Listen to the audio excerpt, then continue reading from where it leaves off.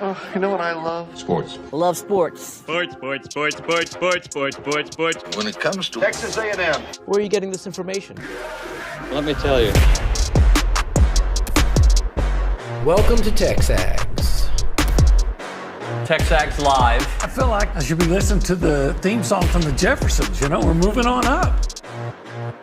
We will develop men, we will graduate players, and we will win championships on the field. It's a blessing to be in this position, and we're just thankful to be here. We're thankful for the opportunity to go out there and play in front of the 12 man. He is a guy that has gotten better and better and better. He's just got that dog in him. It's been special. The 12th man this past week was unbelievable.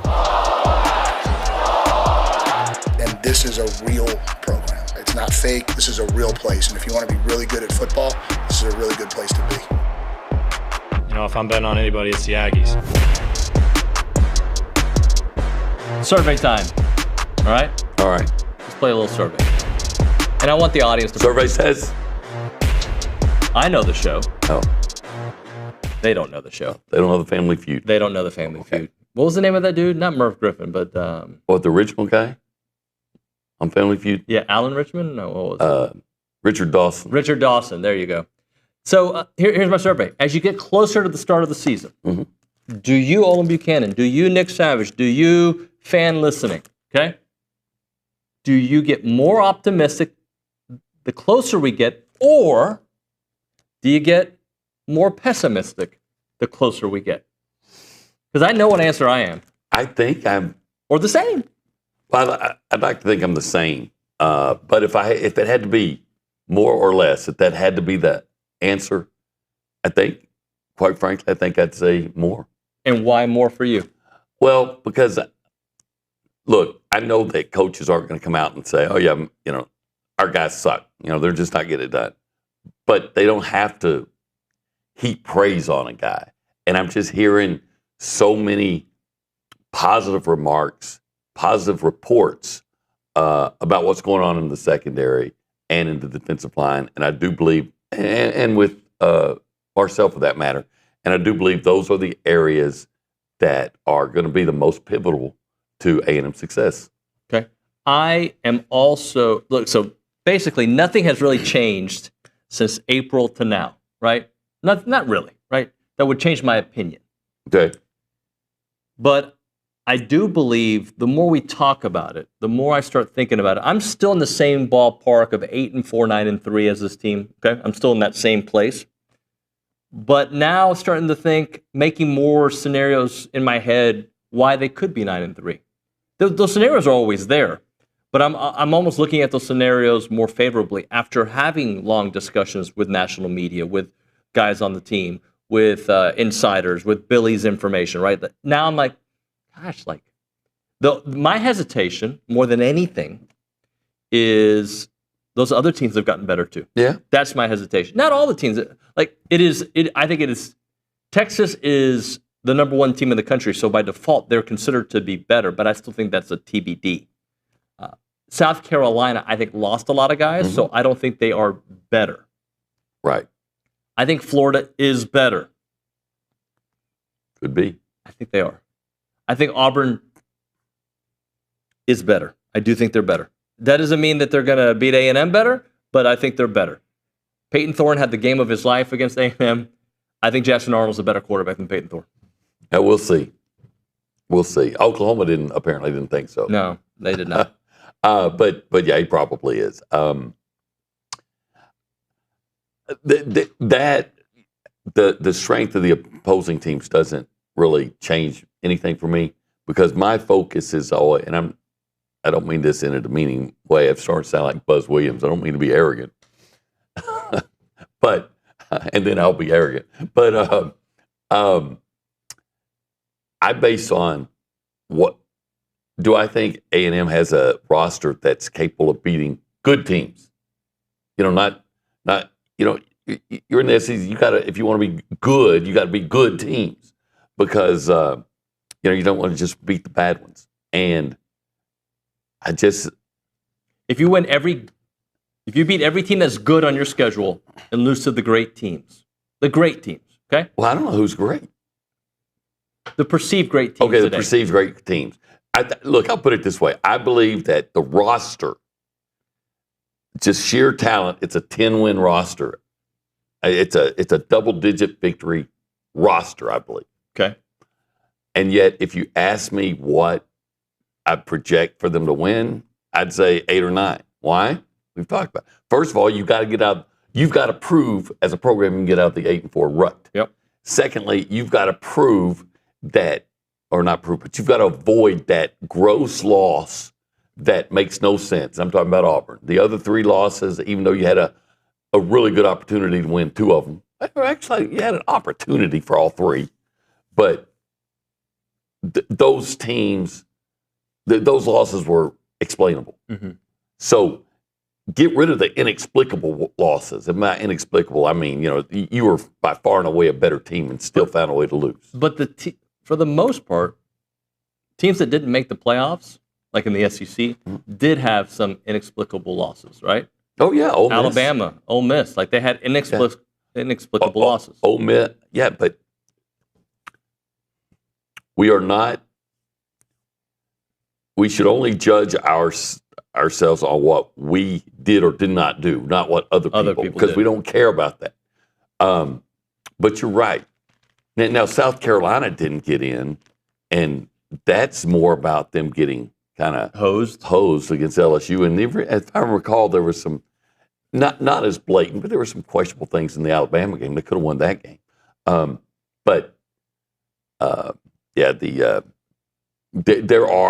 Everybody has them. And you know what? They didn't get into the playoff. They didn't get into the playoffs. Like you said. Are you familiar with Stuart Mandel? I am. He's from The Athletic now. Yeah, a lot of Sports Illustrated for a long time. Yeah. This is what he says about A&M. This is my sleeper team. The Aggies quietly fielded the league's top-scoring offense in conference play, 29.4. And dynamic quarterback Marcel Reed figures to be more advanced. The backfield is deep, led by Le'Veon Moss. Yes, the defense has questions.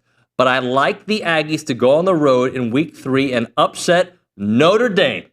I got it loud there. Boy, I like that. He's got them at 10-2. I like the Stuart Mandel guy, I think. He's a giant in his field.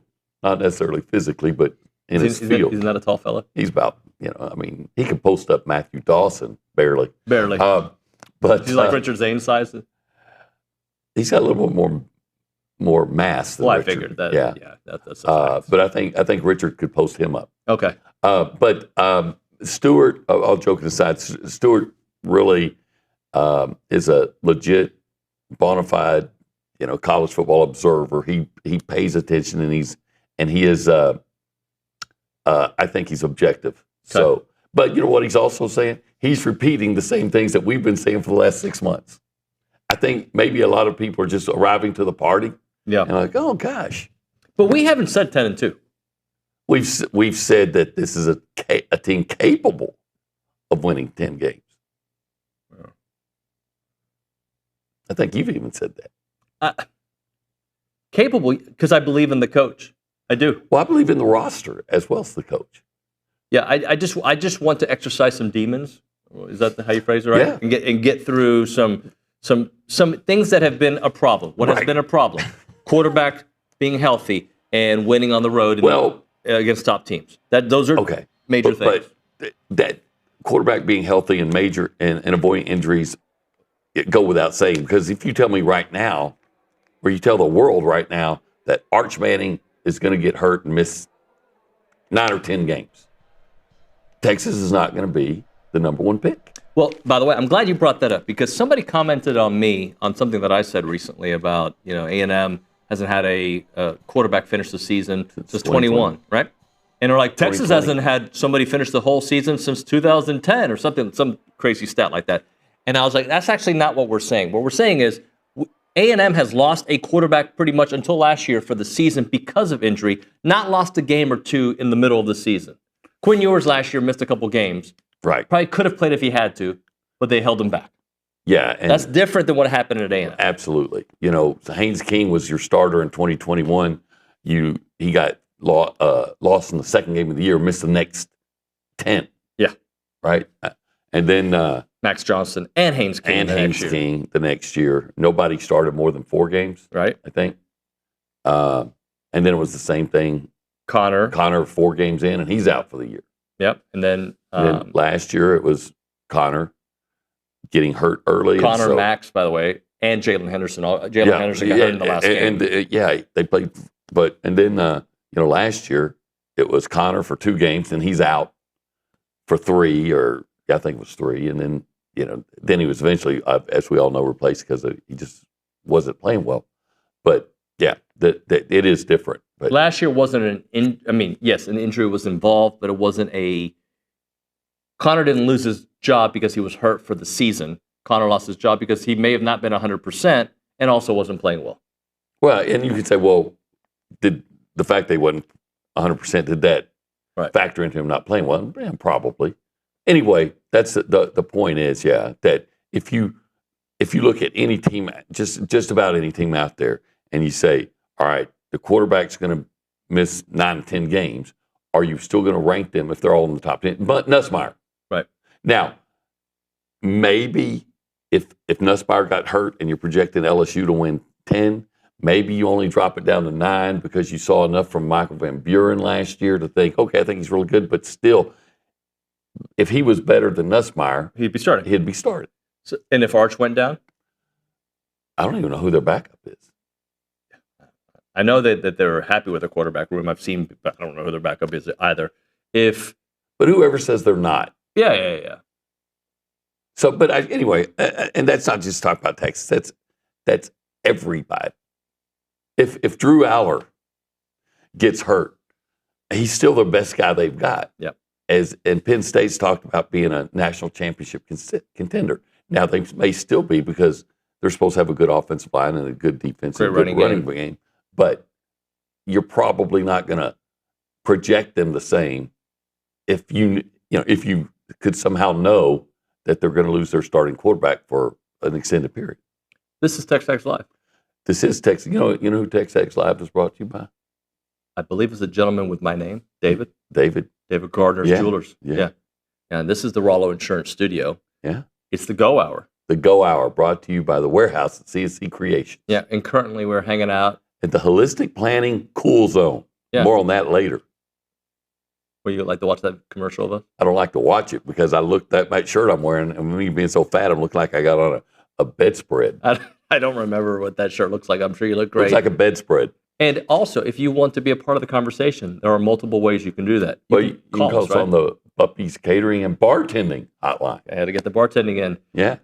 But do you even know the phone number to the 979-693-1150. Yeah, and if you call that number, you can also text that number. Yeah, it works both ways. It does. Hey, now. And if you want to answer the question that we just asked about, are you more optimistic or not?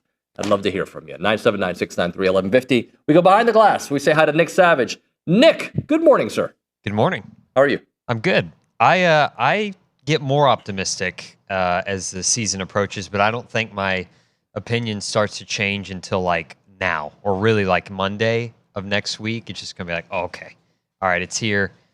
We're gonna be the best ever. Not actually, but I currently I'm sitting, and I've been sitting happily in the 9-ish wins range. I think that's a fair projection to make, and we'll see if that goes up a game or two by a game or two by Friday next week. Smokes. We'll see. 11 win Aggies. Yeah, that would be fun. Buddy, I've seen it happen. That's why I don't get paid to give my takes. Well, for our audience, it'd be great, but for the whole rest of if we were an 11-win team, if and when that happens, I would hope, and I know it's not true, but I would hope our Aggie fan population would react with a certain degree of class. Been there before. Dignity. Yeah. Yes. Instead of like, Bro, I'm wearing 11-1 shirts everywhere, right? My underwear, I'm going to write it on there. Sorry. Yeah. It was a visual. Nick, what else do you have? That's it. That's it? That's it for now. I set you up with that question, and that was all. You asked me at the very beginning of the show, you said, and Nick Savage, how do you feel? That's how I feel. How do you feel? D'Angelo, good song. With my hands. Let's go to the Angry Elephant News and Social Center. Ambry Heath. Hello, Ambry. Hello, how are you? I'm well, thank you. How are you? Good. Yeah, the Aggie women's soccer team played Texas State last night. They had a 1-1 draw. Texas State scored first, but Trinity Buchanan scored in the 81th minute from across from Leah Diaz to tie up the game. And then they will be playing at Ellis against UConn on Saturday, August 23rd at 8 p.m. Thank you very much. Hey, who was that girl that scored for the Aggies? Trinity Buchanan. Buchanan. We've heard that name a lot this year. I'm waiting for her to get 3. Trinity. So 3 goals. Well played, sir.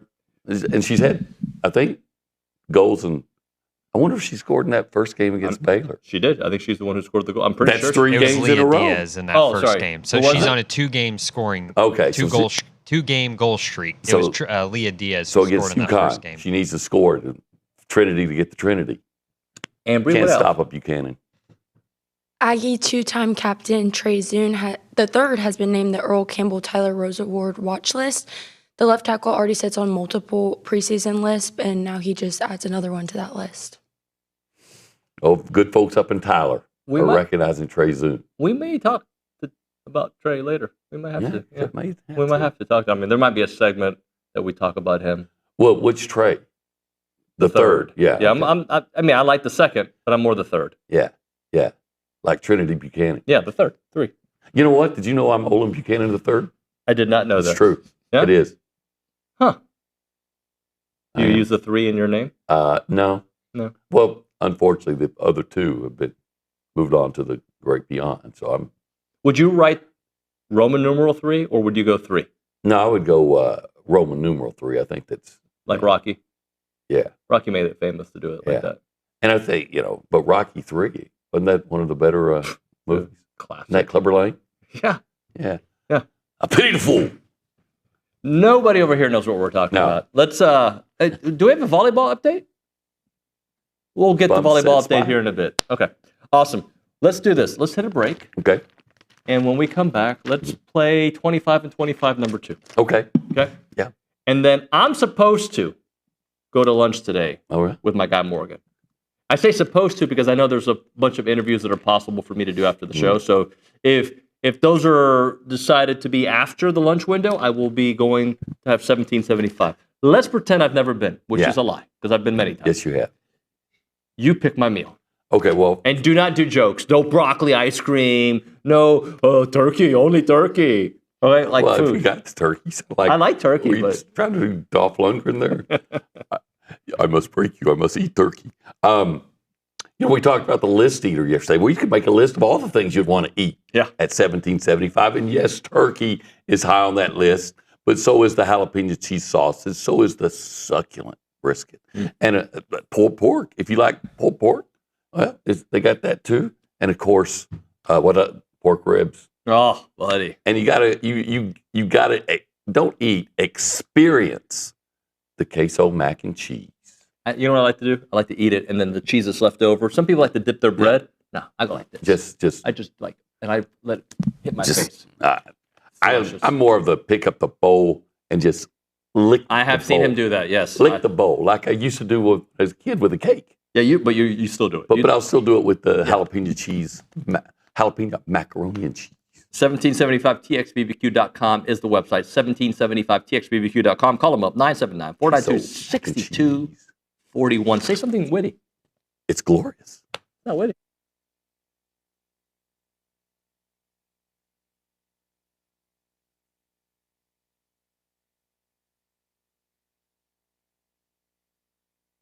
Hey everyone, David Nuño and Olin Buchanan and OB. Typically, we start off the show in this section, and we call it the Holistic Planning Cool The cool zone, yeah. It's pretty cool. What do we know about holistic planning? Well, a lot of cool stuff. For instance, holistic planning can help you with your investments. I love that. They can help you with your taxes. So I don't like paying taxes. You can get that money from your investments and they keep it. They'll help you keep it away from the government. Yep. Not all of it, but more of it. And then they'll even help you with your estate planning. When you're old like me, you got to make sure some of that money you made is there for when you want to retire and just enjoy the rest of your life. You want your estate to be planned. But they also do something else. Yeah, well, if you are, like, say, a sports fan, and you've always wanted to... Everybody watching us, right? Yeah. And you want to always dream of being an owner, well, in a certain way you can, because they will broker the deal for you to invest in pro sports. Yeah, what you need to do is check out investinprosports.com. That's where you can get all the information if you want to invest in a team. I don't know what team. He'd probably try to buy the Cowboys. I'd try to buy a lot of the Houston teams. Whatever it may be, investinprosports.com. It is holistic planning, and we love hanging out at the Holistic Planning Cool Zone.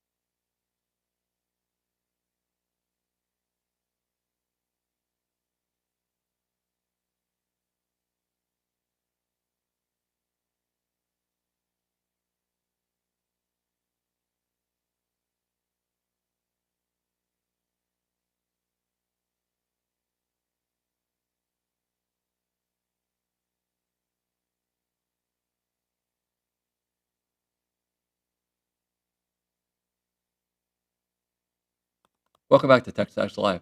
We're presented by David Gardner's Jewelers. We're in the Hollow Insurance Studio. It's the Go Hour, presented by the Warehouse at CC Creation. It's time for 25 and 25, presented by La Casa. La Casa Tequila, sí. Raised in Aggie land? Rooted in the SEC. The way you say rooted. Yeah. What's the word I want to look for here? Underrated. Underrated. It's like you were born for that part in the movie. I was born to say rooted. Nah, that you were trying too hard there. Let's go back to the way you rooted. Rooted in the SEC. See, that's like you became the character. That was perfect. Maybe it's not just saying rooted. You got to follow it up with in the SEC. That's right. Let's talk number 2 on the list. Number 2 is number 3. Trey Zune the third, an all SEC offensive tackle. 6'7". That's a big dude. 320. 320. What are we laughing at? somebody, I'm sure, texted her something. 6'7" is some dumb meme these kids laugh at now. I don't get it. That's we why they're don't all get laughing? it. Let's just move on. They got like 2 brain cells, so keep going. All right. God, I remember I was cool. I'm not cool anymore. I didn't find it. Anyway, yeah, he's a big dude. Yeah. And but more than that, he plays. He plays at a big level. You know, it's okay to be a big guy, but what if you don't play well? He plays well. He plays great. He started every game since he was a freshman. Is that good? Yeah, that's good. And you know what? He even played really hurt a couple of years ago. I think he had a torn labrum and a bad knee. He didn't miss any time. So he's really a tough guy. And I think he really exemplifies what you want out of a Texas A&M offensive lineman. Like I said, he's big, he's tough, he plays hard, he plays well. The game's important to him. I think he's one of those guys that wants to bring all those offensive linemen together. He's the type of guy, hey, let's all get together and go, eat and hang out and just be offensive linemen. But I don't know. Does he strike you as being a particularly nasty individual? I feel like he's one of those Clark Kent kind of guys that he comes in here and he's like, he's really nice young man. He could date my daughter, but she's 14. So that wouldn't work. But you know what I mean, right? Like that vibe of like, great, good young man. Yeah, good young man. And then he steps on the field and nasty young man. Kind of like Steve McKinney was. Yes. Nice guy. The game starts and he's just I can't even say it on radio, TV. Just an ornery cuss. For one of the best offensive lines in the country / SEC, he's the best player on the offensive line. That just tells you. I think twice last year he was the SEC Offensive Lineman of the Week. And if you think about some of the running stats that this team put together last year, right? He's a big part of it. And yes, it was Le'Veon for a huge part of the season. And you didn't really lose a beat with Amari. Did I read this? Maybe I didn't, but did he not give up a sack last year? Don't have that number in front of me, but it sounds familiar. Yeah. Anyway, he's really, really good. He allowed 2 sacks. Okay. At some point, maybe I read it at some point in the year, and he hadn't. But from your left tackle, I mean, 2's really good. I mean, of course, you want 0, but you're blocking defensive ends in the SEC. Here's an interesting thing that Coach Oak will let us know. He's been cross-training at center. Yeah.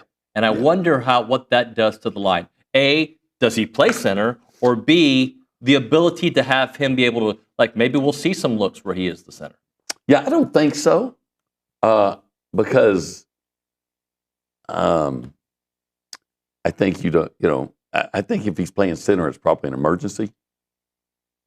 Or maybe it just gives an opportunity. They like Borden, I think his name is.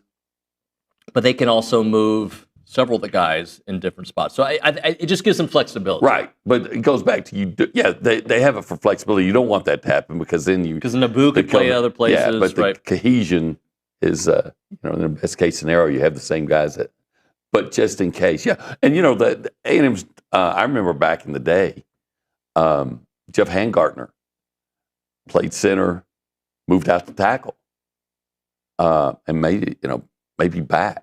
So if you're a good enough athlete, that it may seem odd that you'd go from tackle all the way to center and back, but if you're a good enough athlete, the center, you got to be smart. Well, he's a smart guy because you got to call the blocking, and then you've got to be athletic enough to, as a center, sometimes you're asked to pull and make a block out on the, on the edge. Well, he's definitely athletic enough to do that. But in a best case scenario, he's going to be locked down at that left tackle position all year long and have another all-SEC caliber performance. When he won SEC Offensive Lineman of the Week in September versus Florida, his pass protection grade was 80.8, ranking 61st nationally, and just a guy that comes to work every day. Just comes to work and gets it done every day. Very reliable. And I'll take dependable. If you can go into that game and say, all right, we know we're good here. What are here. the problems we got here? No, okay, we don't have to worry about Zoom. All right, now let's focus on this guy, and this guy, and this guy. Smart guy too. Stunts and games at the defense. It's not going to fool him. He's going to be all right with it. Yep. All right, let's hit a break. When we come back, Stephen McGee. Stephen, it is Thursday, isn't it? It is Thursday, which means we are almost a couple days away from the start of the week one type of shows, right? Like game week. Game week. And then in 8 days, the final countdown. It's the final count. Europe, right? That's the name of that. Yes. It's a good country, too. Yeah. Or was. Yeah, it's seen its better days. Let's hit a break here. Europe must be 6-7. I don't even know what that I'd like means. to know what it means. I'm sure it's something that I shouldn't know. Yeah, it's probably. It's probably like because the two young kids in here started laughing as soon as I said that. When the unexpected happens, whether car accident or property damage or business liability, you know what? What? Preparation matters. It does. I told you I'm going to have lunch in the last spot with Morgan. Right. He works at Rollo Insurance. He does. Yeah, he's my guy. Rollo Insurance Group ensures that you're properly covered before crisis strikes. Their independent agents provide a consultation across all insurance types, giving you the confidence that the details are handled correctly. They've got 60 offices statewide, but their headquarters is in College Station on Highway 6. That's why you see the entire gang all around town. They go to all the games. They were at preseason kickoff. The true value of insurance becomes clear during those critical moments, and you want to make sure that you don't have gaps in your insurance. Let the Rollo Insurance Group take care of you. Visit the website, rolloinsurance.com/TexAgs. That is rolloinsurance.com/TexAgs. Or call them up, 888-44-ROLLO. That's 888-44-ROLLO.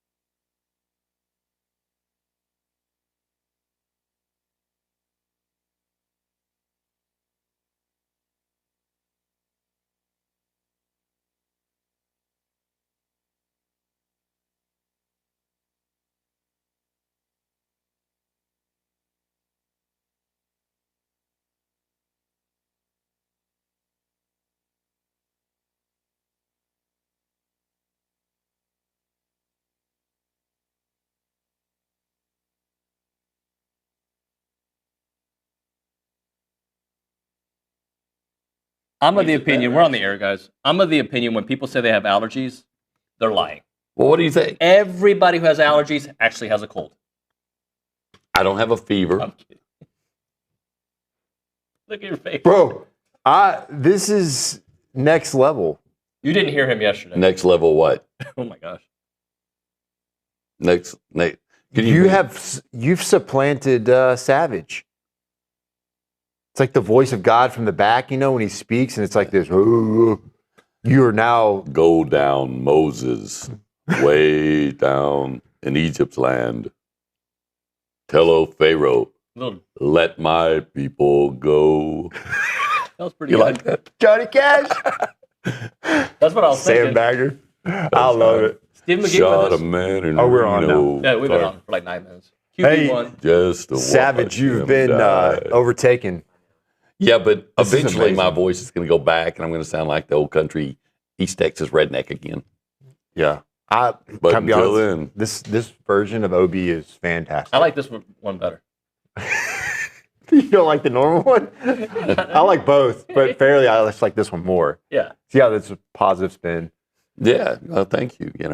Thanks for pointing out all these problems with me. I noticed that you were looking to sponsor David for a country club membership, huh? Yes. Yeah. Yeah. It's funny. I've Let's known talk you. first-year starter, shall we? I've known you about 10 years, and you've never offered to do that for me. But I don't. But now this voice. But now, yeah. But maybe. this voice has changed the arrangement. You just opened up the door of sponsorship, man. They're going to come flooding. Whew. Hey, shall we talk first-year starters in college football? Because if you Yes. look at it all around, Yes, we've got a lot of them, right? Julian Sayin at Ohio State.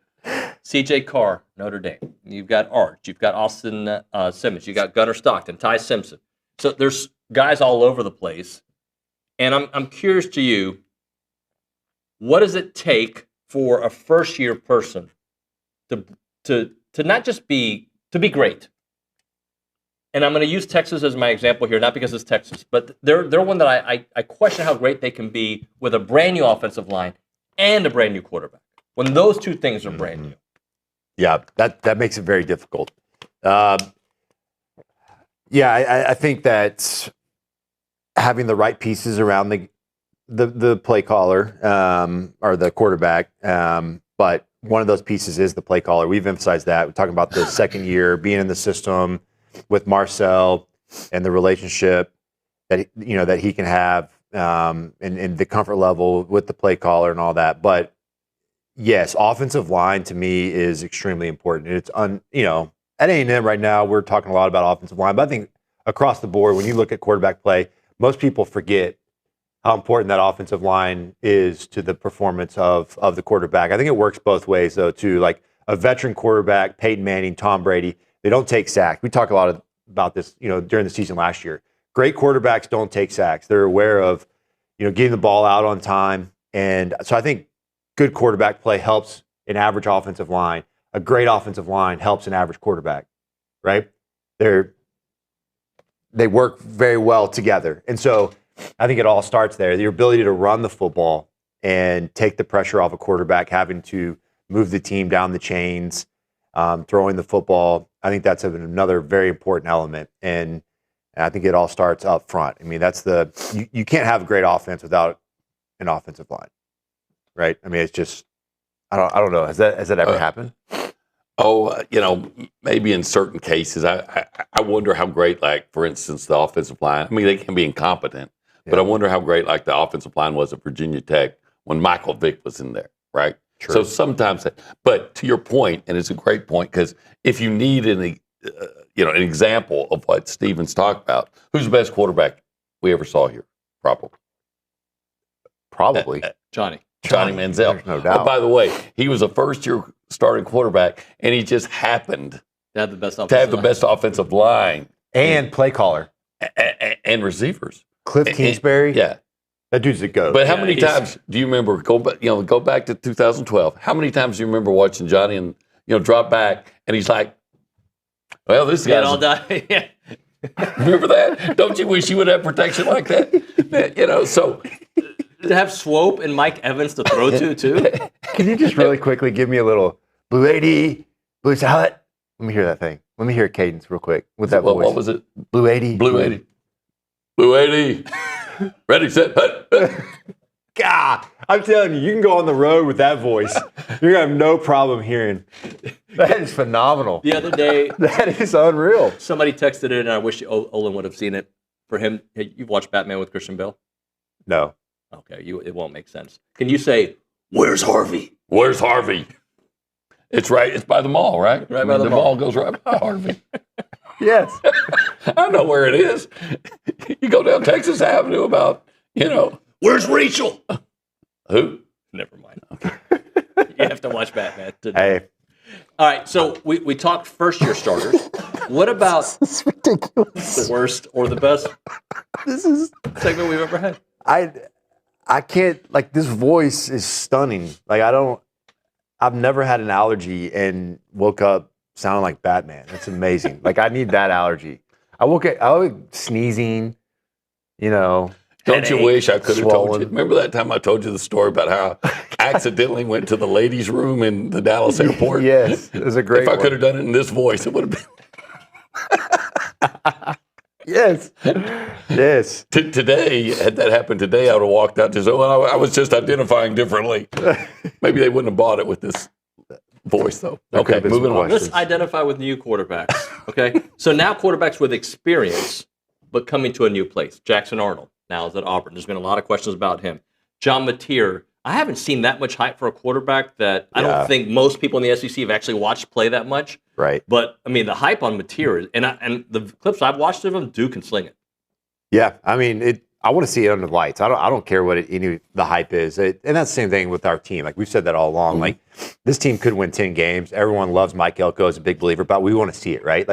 We want to see that we're not a 7-5, 8-4 football team. Same deal with these quarterbacks. It's Arch Manning, he has a lot of ability. You can watch him throw football in practice. This kid can sling it. He's polished. He is your NFL type quarterback, and he can run. But at the end of the day, I want to see it. When he was out there last year, he looked awful. He was not a winning quarterback when he was playing Georgia. Took bad sacks against Louisiana Monroe, made bad decisions with the football, 2 turnovers. That's not winning football. He's a talented guy, but there's a big difference between being very talented and being very good, right? And so, same deal with John Mateer. This is a show me game. Great, you're all world at Washington State. Let's see what you can do in the SEC. Right. I used to talk about just a couple of years ago. It's about all the Pac-12 quarterbacks putting up huge numbers because they were playing really bad defensive teams. So, look, you're not without talent, or you wouldn't be in the SEC to begin with. So just the idea that, he's not going to be good because he played is laughable. See? But ridiculous. You have a grown man voice right now. If your voice is an SEC defensive line right now, and I'm the Pac-12 kid. This is ridiculous. You woke up like this? I've been like this for the last 4 or 5 days. I wish you could have heard him on Monday. Was it Monday? Monday. Monday was the deepest. If Nick can get a clip ready it's gotten better for the break, it's significantly better. This is unbelievable.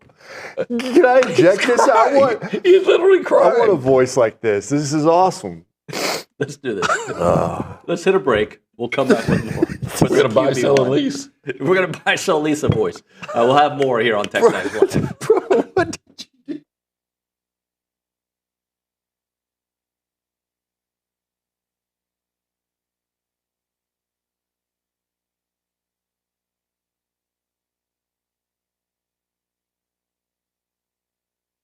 All right, we're talking about Burlebo, the heart of Texas, more than an outdoor lifestyle brand. It's products created with you in mind. Currently, I'm wearing the performance polo, the Texas maroon and gray. If you look into it, you've got the state of Texas in gray, and you also got it in maroon. It's one of their highest, most popular sales that they have there. It is really nice. Comfort and versatility. You can wear it in any situation. Quick drying, fits the size. But Burlebo, they're rooted in tradition, fueled by passion for the outdoors. Designs high-quality apparel that works just as hard as you do. So whether you're hitting a workout, enjoying a day of fishing, or cheering on your favorite college team, their gear is made for the athlete, the outdoorsman, and the everyday adventure. And it's really nice. I wore this one to church the other day. People talked about it. Really, my kids were like, Dad, you look pretty good today. From athletic shorts to your favorite go-to tees and performance hoodies, they have everything you want. Check out burlebo.com and find your new favorite gear. It's Burlebo for the athlete, for the outdoors, and for the family.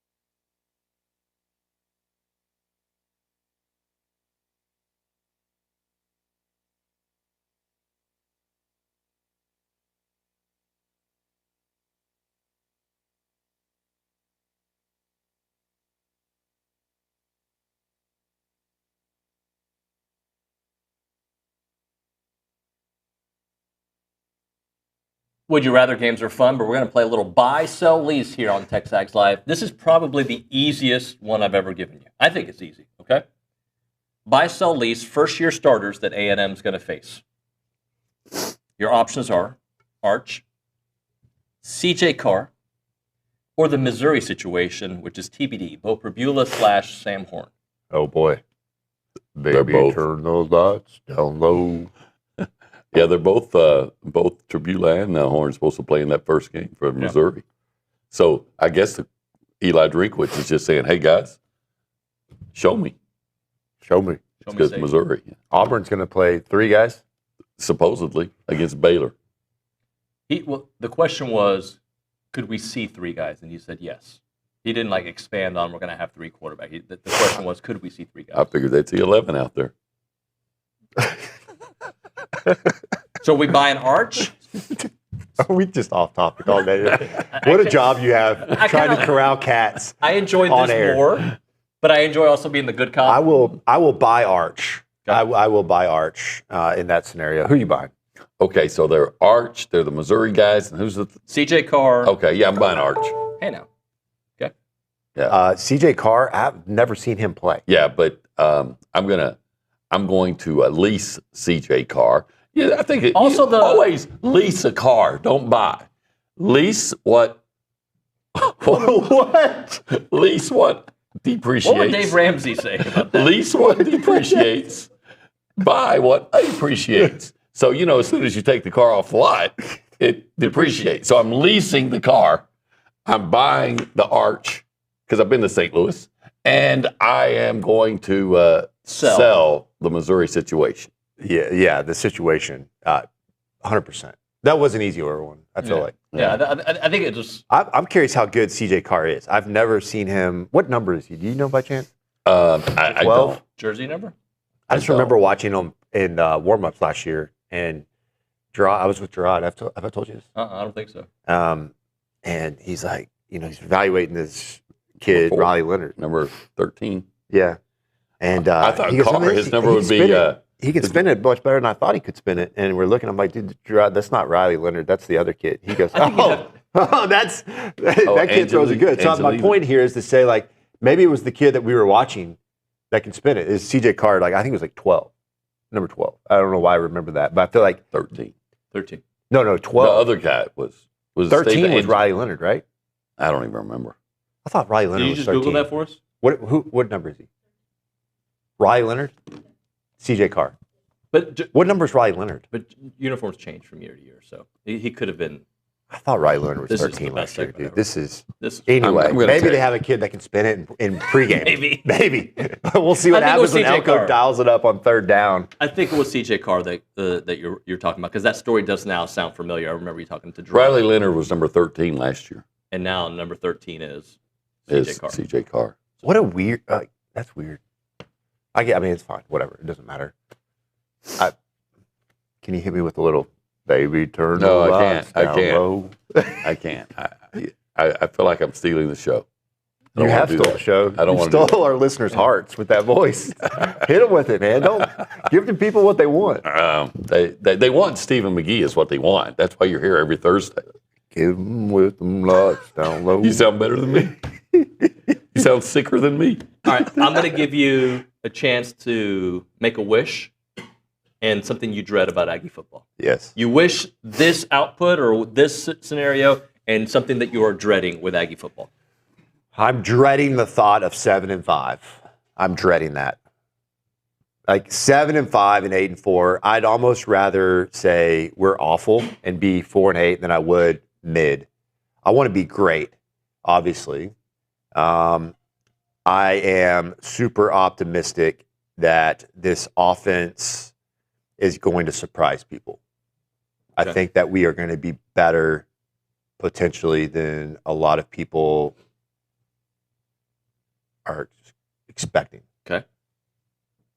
So, is that fair? Yeah. So you think the offense is going to be better than people were, even though last year they led the SEC in scoring, you think this offense this year, and they led it in SEC games. Let me just say this. I feel like this offense will be more imposing against teams we need it to be. Like, we're not going to put up a 6-point or 7-point performance against Texas. And we have so many opportunities in the first and second quarter to honestly put that game away early and just steamroll them. We throw Texas picks. and Notre Dame. And Notre Dame. Absolutely. That's another great example of like that. You can't win football games when you have those type of offensive outputs against better tier opponents. Yep. I feel like we're going to be better this year. I think we're more of a complete threat. I feel like it's going to happen in the pass game. Hopefully. Agree. I just asked I always say, how much better was Stephen McGee his second year than the first? And why wouldn't Marcel be the same? Yeah. All right, here's another one for you. Wish and dread some of the opponents A&M is going to face. So something you wish happens to Texas and something you dread about them. Notre Dame. I'll give you a couple of those teams. Well, I'll wish that the Florida quarterback is not full go whenever we play him. I'll dread that he's playing at a peak. I mean, that's a low hanging fruit for me. That's a big difference in opponent if you do or don't have that quarterback. Notre Dame on the road offense. Like if Notre Dame has an offense, I feel like they have pretty good defenses. Always. Normally, they got to repair or replace a lot on defense. Yeah. I wish that A&M would get off to a really strong start and be undefeated going into November, and then I'm going to dread November. Because why not? I mean, historically, I always say A&M put the no in November. Yes, yes, we do. We do a lot of things, but I think if we beat Notre Dame, let's just cross that one off the list. Like you beat Notre Dame, there's a good chance you're 6-0, right? Very good chance. I mean, you still got to beat Auburn, which we can't just dismiss, obviously, and you still got to beat Florida at home. win the games you're supposed to win, steal one of the road games. Pretty nice season. Oh, that's 11-1 situation. Just go win them all. If you steal one, no. I mean, let's just go 12-0 this year. Okay, I like that. I like that. Think better. Next week, the Adventures. Can you feel the tension in the air? I know I can. I can feel it. What movie? Ashton Schaefer, BMW. That's right. That's right. Thank you, Stephen. Yeah, good to see you, buddy. Next week, Ryan Swope will be joining us, by the way. All right, we're going to hit a break here. We'll come back with Aaron Torres, AT, next on TexAgs Live.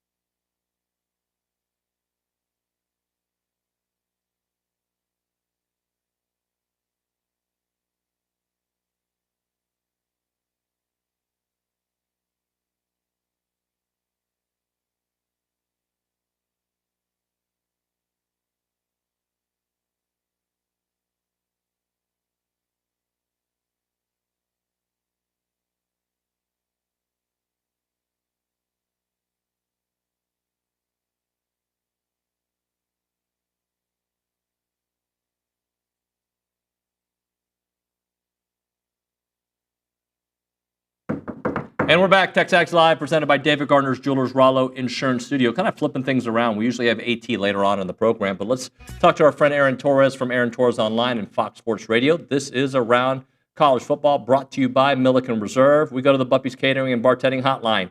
AT, the Traveler, where are you, Vegas? I'm in the airport in Burbank, California. Where are you, David Nuño? I'm in a studio. Okay. Surround sound I'm going AT. to Vegas, but okay. Yeah. Yeah. What's up, man? Hey, buddy. You ready for the games this weekend?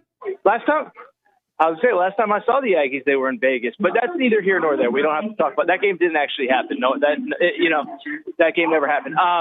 Yes, I am so ready for football. I'm so tired of talking about the same four things. But in the biggest cliche in our business, it's going to start it starts this Saturday, but it's going to start, in full speed ahead next Saturday. And then we're going to blink our fingers or we're going to snap our fingers and boom, it's going to be done and it's going to be December. So I'm going to enjoy every moment of it. But yes, I am so ready to get this thing started. AT, I know you look at things from an entire SEC perspective. Like you're not breaking down A&M's roster the way we do here on TexAgs, but I know you're very knowledgeable when it comes to the roster. ESPN had 3 players in the ESPN Top 100 that were Aggies. And I think the controversial one, if you will, was Le'Veon Moss coming in at 95. I thought I can understand a little bit of it because of the injury and you're not sure about him. But Le'Veon Moss was in the top 30 players in the country last year when he was going. Am I right or am I wrong? No, you're 100% right. And, somebody who's done those kind of lists, here's what I guarantee happened. Somebody was making that list. They don't know A&M. They saw, their leading rusher last year had, 800 yards? That's a pretty good season, without factoring in that he missed a third of the season because of injury and that he's back at full strength. So, no, I think that that is a gross, whatever you would want to say, misunderstanding. I would assume that there's probably at least 1 to 2 backs in the SEC ahead of him.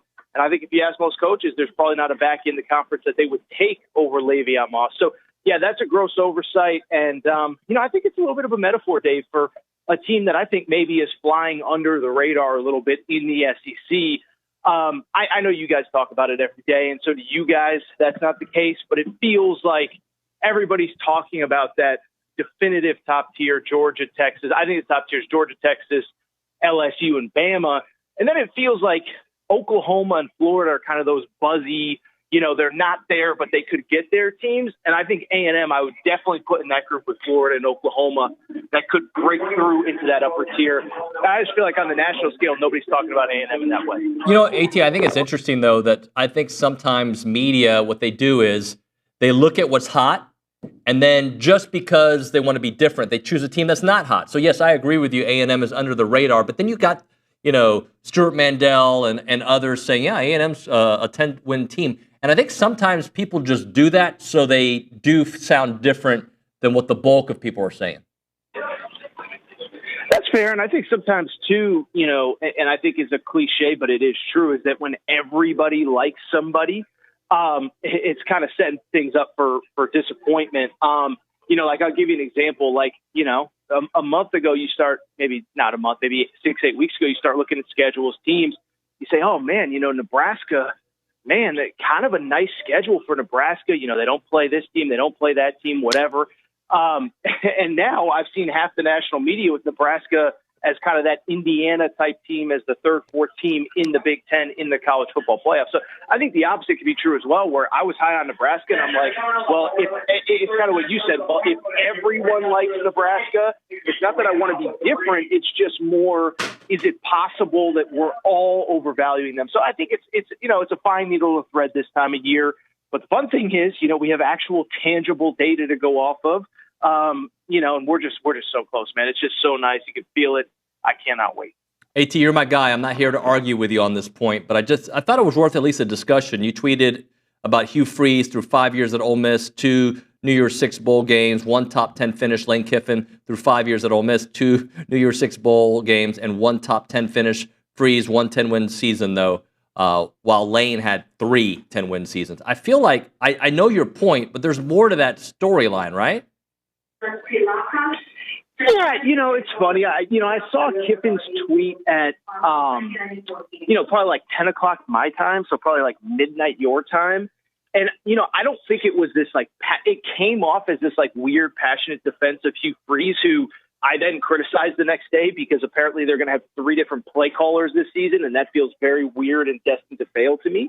I think it was more of a, I get why social media thinks that Lane Kiffin tweeting about about other coaches is so cute, but it's only cute until he then starts whining about his own team. And David, I'm going to debut something here on TexAgs that I haven't even debuted on my own show. I've created a new stat in college football. It's called WAR. You've probably heard of WAR in baseball, wins above replacement. Yep. Well, in college football, we have a new stat called WAR. It's wines above replacement, and Lane Kiffin leads the country by a mile, okay? And so to me, I guess it was more of I'm kind of over Lane Kiffin tweeting about his team, then losing to Kentucky and whining about it. Why don't you just worry about what's going on in your building rather than what's going on in Auburn's building or Texas A&M's building when Jimbo Fisher was there? And so to your point, I do think if you're lining them up, there's no doubt Lane Kiffin has been better at Ole Miss. I think it came off a certain way that I wasn't even necessarily intending. And to be clear, I totally understand why people would perceive it that way. I get why people think it's entertaining. I just think it's kind of exhausting at this point. Why don't you, again, just worry about your own team? That was the genesis of the tweet, even though it didn't necessarily come off that way. AT, I think he's got a playbook, right? His playbook is, I'm going to pick on this fan base or this coach for an entire season or longer. And it's like every year, right? The playbook was Jimbo at one point. Now it's moved on to Hugh Freeze. I'm curious how well that plays if they have an 8-win season, a 7-win season. No, and that's exactly right, David. It's easy to kind of be the bull. Bully's a little bit of an aggressive word, but it's easy to be the snarky, funny guy when you're winning. It does great. Listen, to your point, and to the point that I probably didn't do a good enough job making, he has done things at that school that have basically never been done before.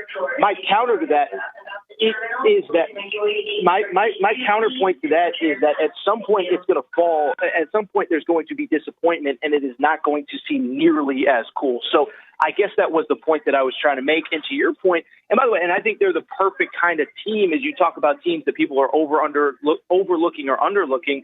I think there's a possibility that they do kind of fall flat on their face just because of everything they lost, 2 first-round picks, basically the entire defense, things like that. Talking to AT, Aaron Torres here on TexAgs Live. All right, AT, what are your thoughts on programs or people from programs claiming national championships? It's funny. So I told our buddy, Ryan Fowler, this yesterday. I think that I have a pretty good grasp for all topics, college sports related, preseason predictions, NIL, transfer portal, why a coach gets fired, why a coach gets hired. The unclaimed national championship culture is a very bizarre culture to me that I don't understand. It means very little to me. I can see where literally every fan base in America would make fun of Auburn about it. The counter to that is my producer is actually an Auburn fan, and he was over the moon about it. He's like, this should have been done a long time ago, this and that. And so it's just one, it's like, and maybe you see this in, with a social commentary or a political commentary or something where you just say, you know what, this is one that I probably should just say. But it means a lot more to the people in the middle of it than it does to me. And again, I think it's a little weird.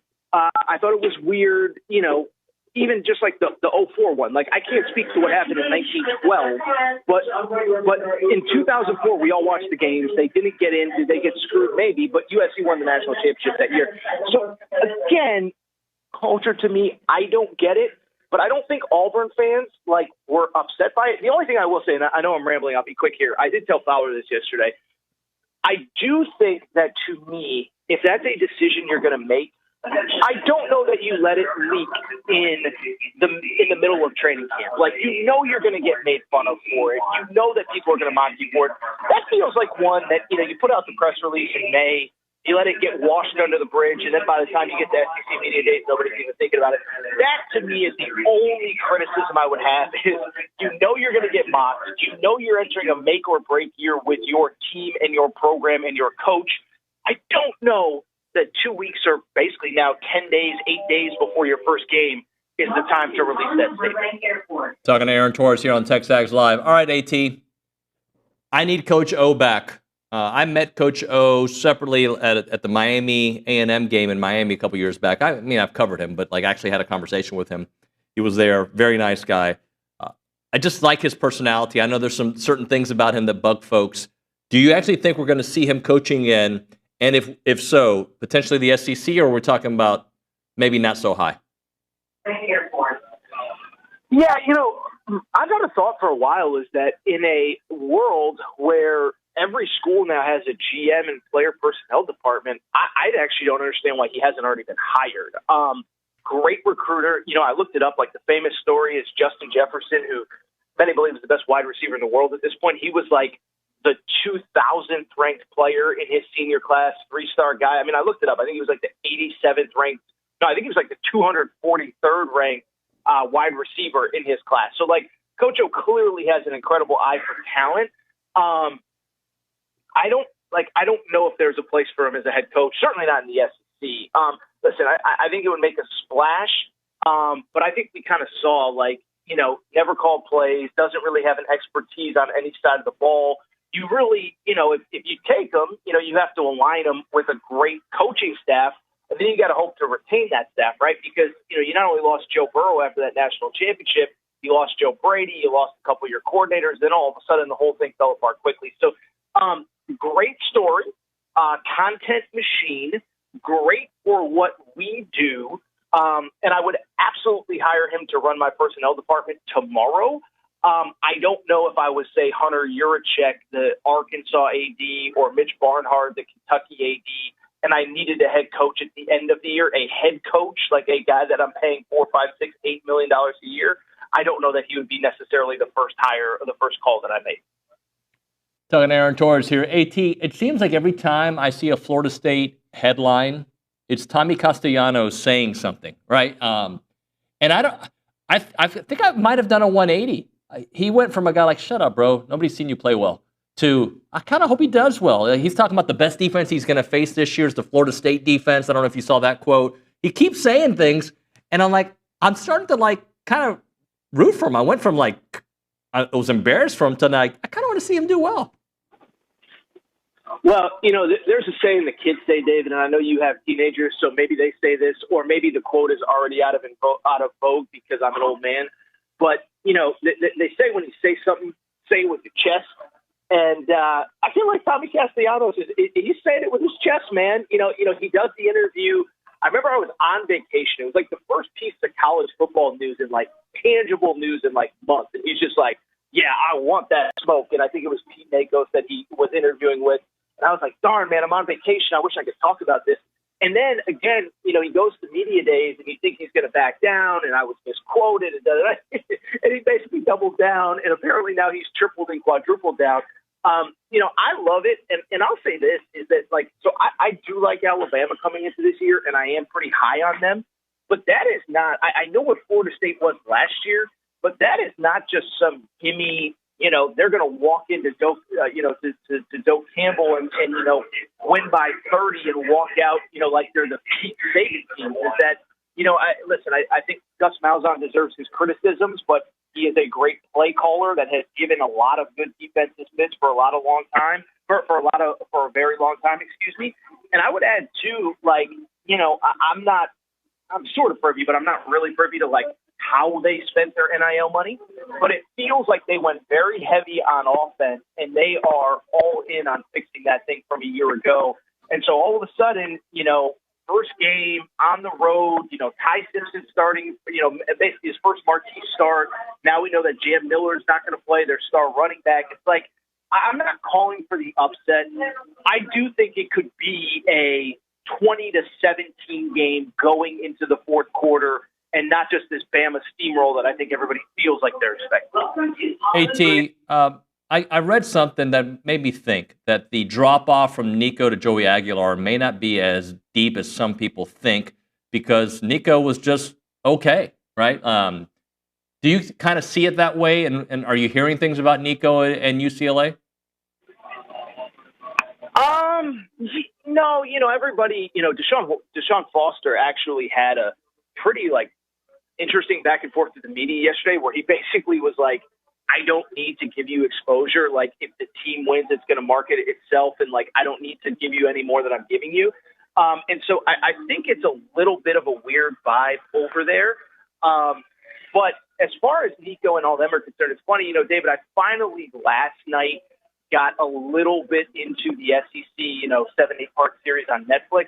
And, I was watching the video, the episode, and I won't spoil too much of it, but, obviously it recaps last season, the game where Tennessee loses to Arkansas. And it's like, even if you're just watching, the key plays, there's just a couple moments where you're like, Nico, what are you doing? I mean, the final play of the game, he's got to get the ball in the end zone, and he runs it out of bounds. And so, to your point, I don't think it's going to be a huge drop off. And yes, there's going to be, an uptick for Joey Aguilar stepping into the SEC, going on the road, all of that. But Tennessee also has probably the most manageable schedule of anybody in the SEC, which sounds crazy when your rivals are Georgia and Alabama. But, they get the 4 worst teams on paper on that schedule. Half their SEC schedule is Mississippi State, Kentucky, Arkansas, and Vandy.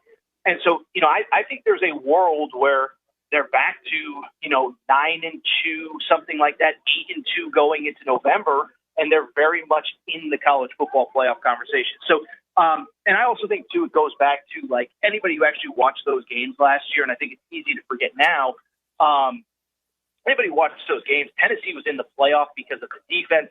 Tennessee was in the playoff because of Tim Banks, the defensive coordinator. They were because of Dylan Sampson, the offensive player of the year in the SEC. It wasn't because of Nico Iamaleava. So, yeah, I think that's going to be one of the more interesting stories to follow from both sides.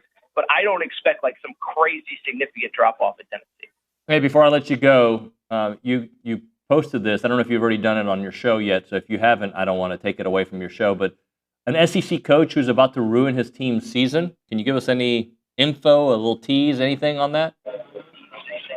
Yeah, let's just dive into it, and I'll be quick. But I'm enjoying this extended segment. I can stretch out my legs a little bit here. So no, it's about Hugh Freeze, and I like Coach Freeze, and I thought he would do well at Auburn. And by the way, I still think they could do well this year. I do think those two SEC games to open at Oklahoma, at A&M are going to define their season. But I don't know how much you followed the story, David, but he's on the record as saying there are 3 different play callers this season at Auburn based on down and distance. And again, this is another thing I was talking to Fowler about. Basically, I get to test my material with Fowler, so I make sure I'm on my A game when I come on TexAgs. Show prep, yeah. Yeah, exactly. So Fowler said the same thing that I said. He said, I've never heard of this. I've talked to people in football that have never heard of this. So 3 different play callers allegedly. And then he said all 3 of his quarterbacks, the 2 transfers, Jackson Arnold from Oklahoma, Ashley Daniels from Stanford, and then the true freshman Deuce Knight, they all could play in week 1. And that's great if you're the Pittsburgh Steelers and, you get 17. You only get 12 games of college football, and you've got to win and win now. And so I've been a defender of Freeze. I even defended him, like all the stuff about, he golfs too much. It's like it's June. What is he supposed to do? It's recruiting dead period. Everybody chill out. But the counterpoint is what I said was, and I'll try to be quick because I know you got to go. When a college football program tells you who they are, believe them. And it's felt like it's a little bit dysfunctional over there. And at a certain point, you can brush aside a story, 2 stories, maybe even the 3rd story. But when you get to story 5, 6, 7, 8, that it might just be dysfunctional attack inside that building, at some point you just got to believe it. And I think that's kind of where I am at Auburn. I still think they have the talent in that building to have success.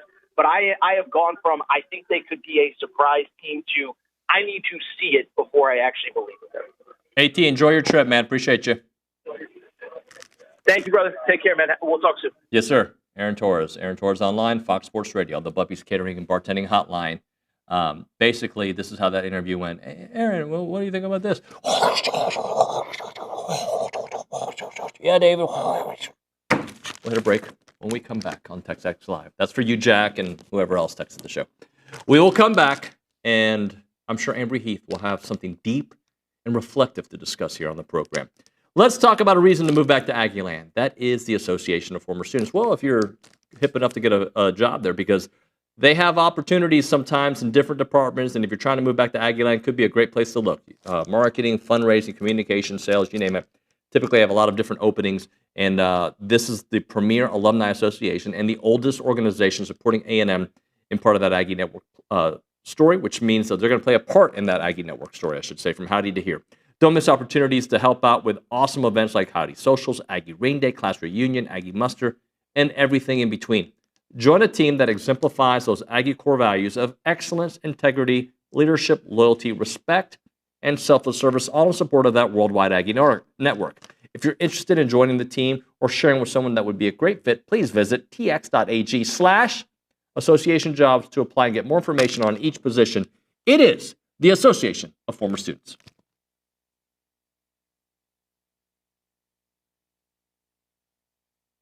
I wish I had Olin here for it because he loves energy drinks. Catalyst Citrus Spark. This is one of the new flavors out there. Whether you're grinding through workouts, cramming for a test, or closing in on a deal, or getting ready for TexAgs Live, you never know, right? Fast becoming the go-to fuel for Aggies everywhere. Zero sugar. I'm all in for that.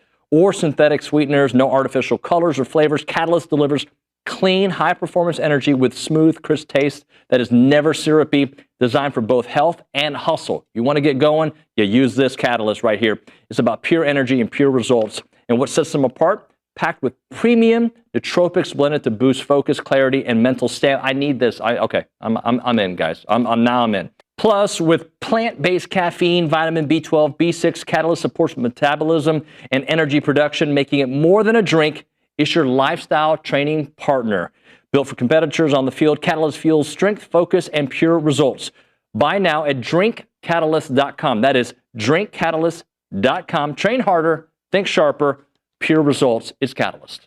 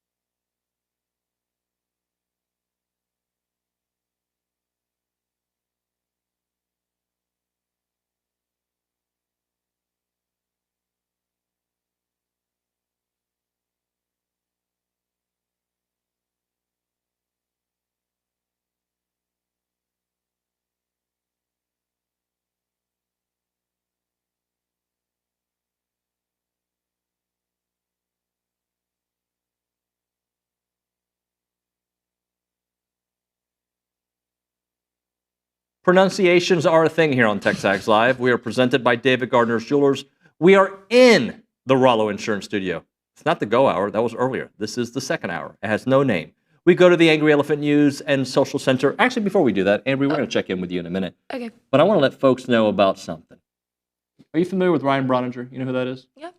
Okay. Well, a top-of-mind drive-home sports show hosted by the B-teamer himself, Ryan Broniger. The B-team will stream live on TexAgs.com and the TexAgs YouTube page 3 days a week, Tuesday, Wednesday, Thursday, from 4:15 to 5:45. Ronya's crew will tackle the latest across the sports landscape, ranging from the hot topics of the day and anything with a Texas A&M angle, a laid-back approach that brings you into the TexAgs lobby with the lobby lizard himself. Tune in to the first episode Tuesday at 4:15. So there you go, 3 days a week, Bronny talking sports, the B team.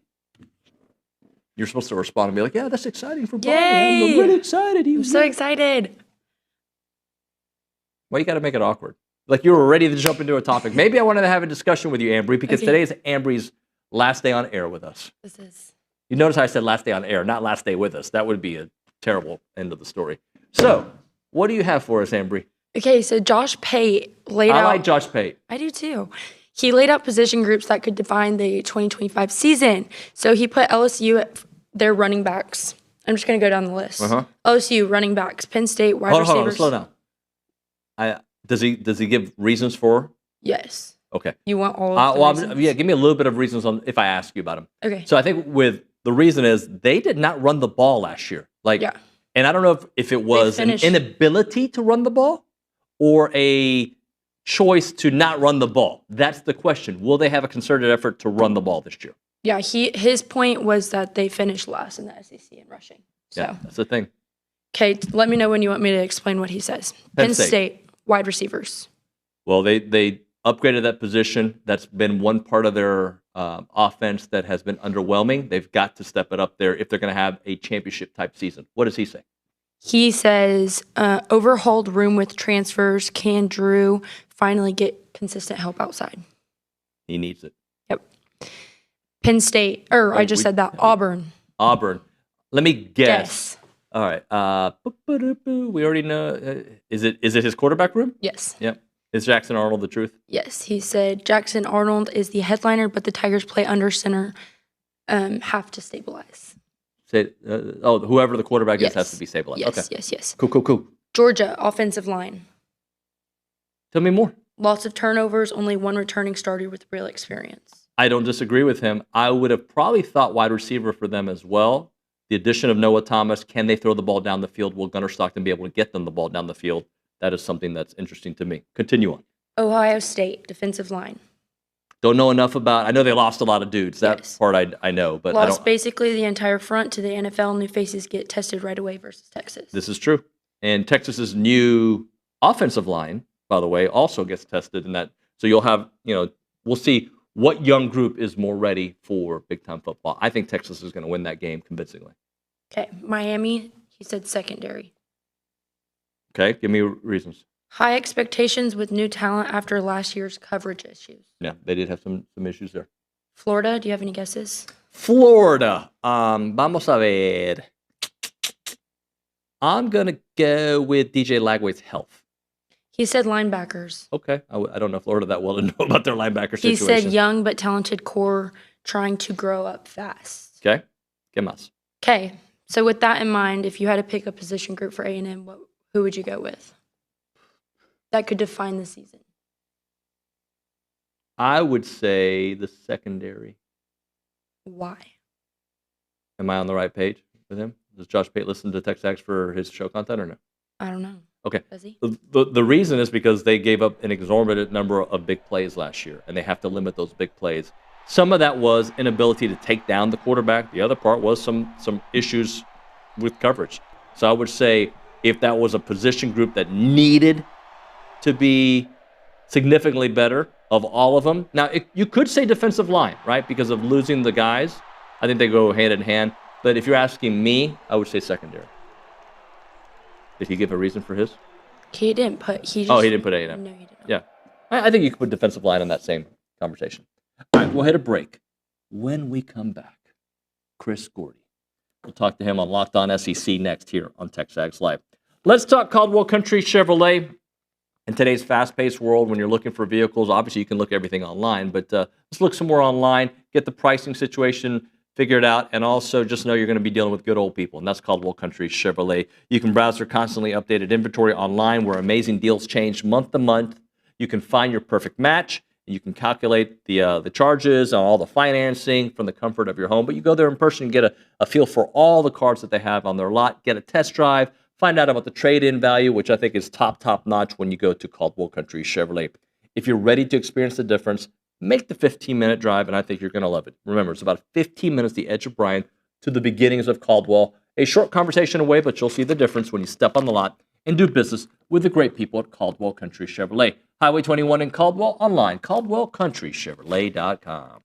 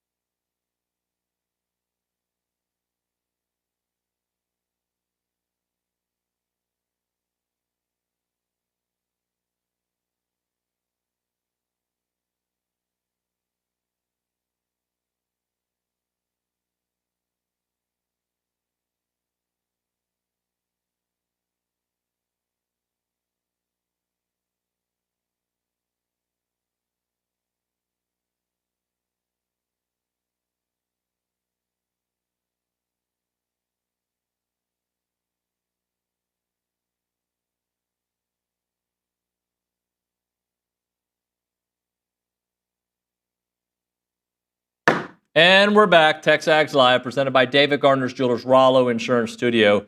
It is now time to talk a little SEC football. Locked on SEC's man, Chris Gordy, joining us here, iHeartRadio. Of course, you can catch him in Houston as well. What's up, Gordy? What's going on, Nuño? One step closer, man. Almost there. Well, I'm glad you said that, because I put a note to ask you. If Marcel takes a step, then what for A&M? I think they're a playoff team. I mean, I think that's the reality of where we are. I've been saying all offseason, I think A&M is going to lead the SEC in rushing this year. I think they'll be one of the best, best rushing teams in the country.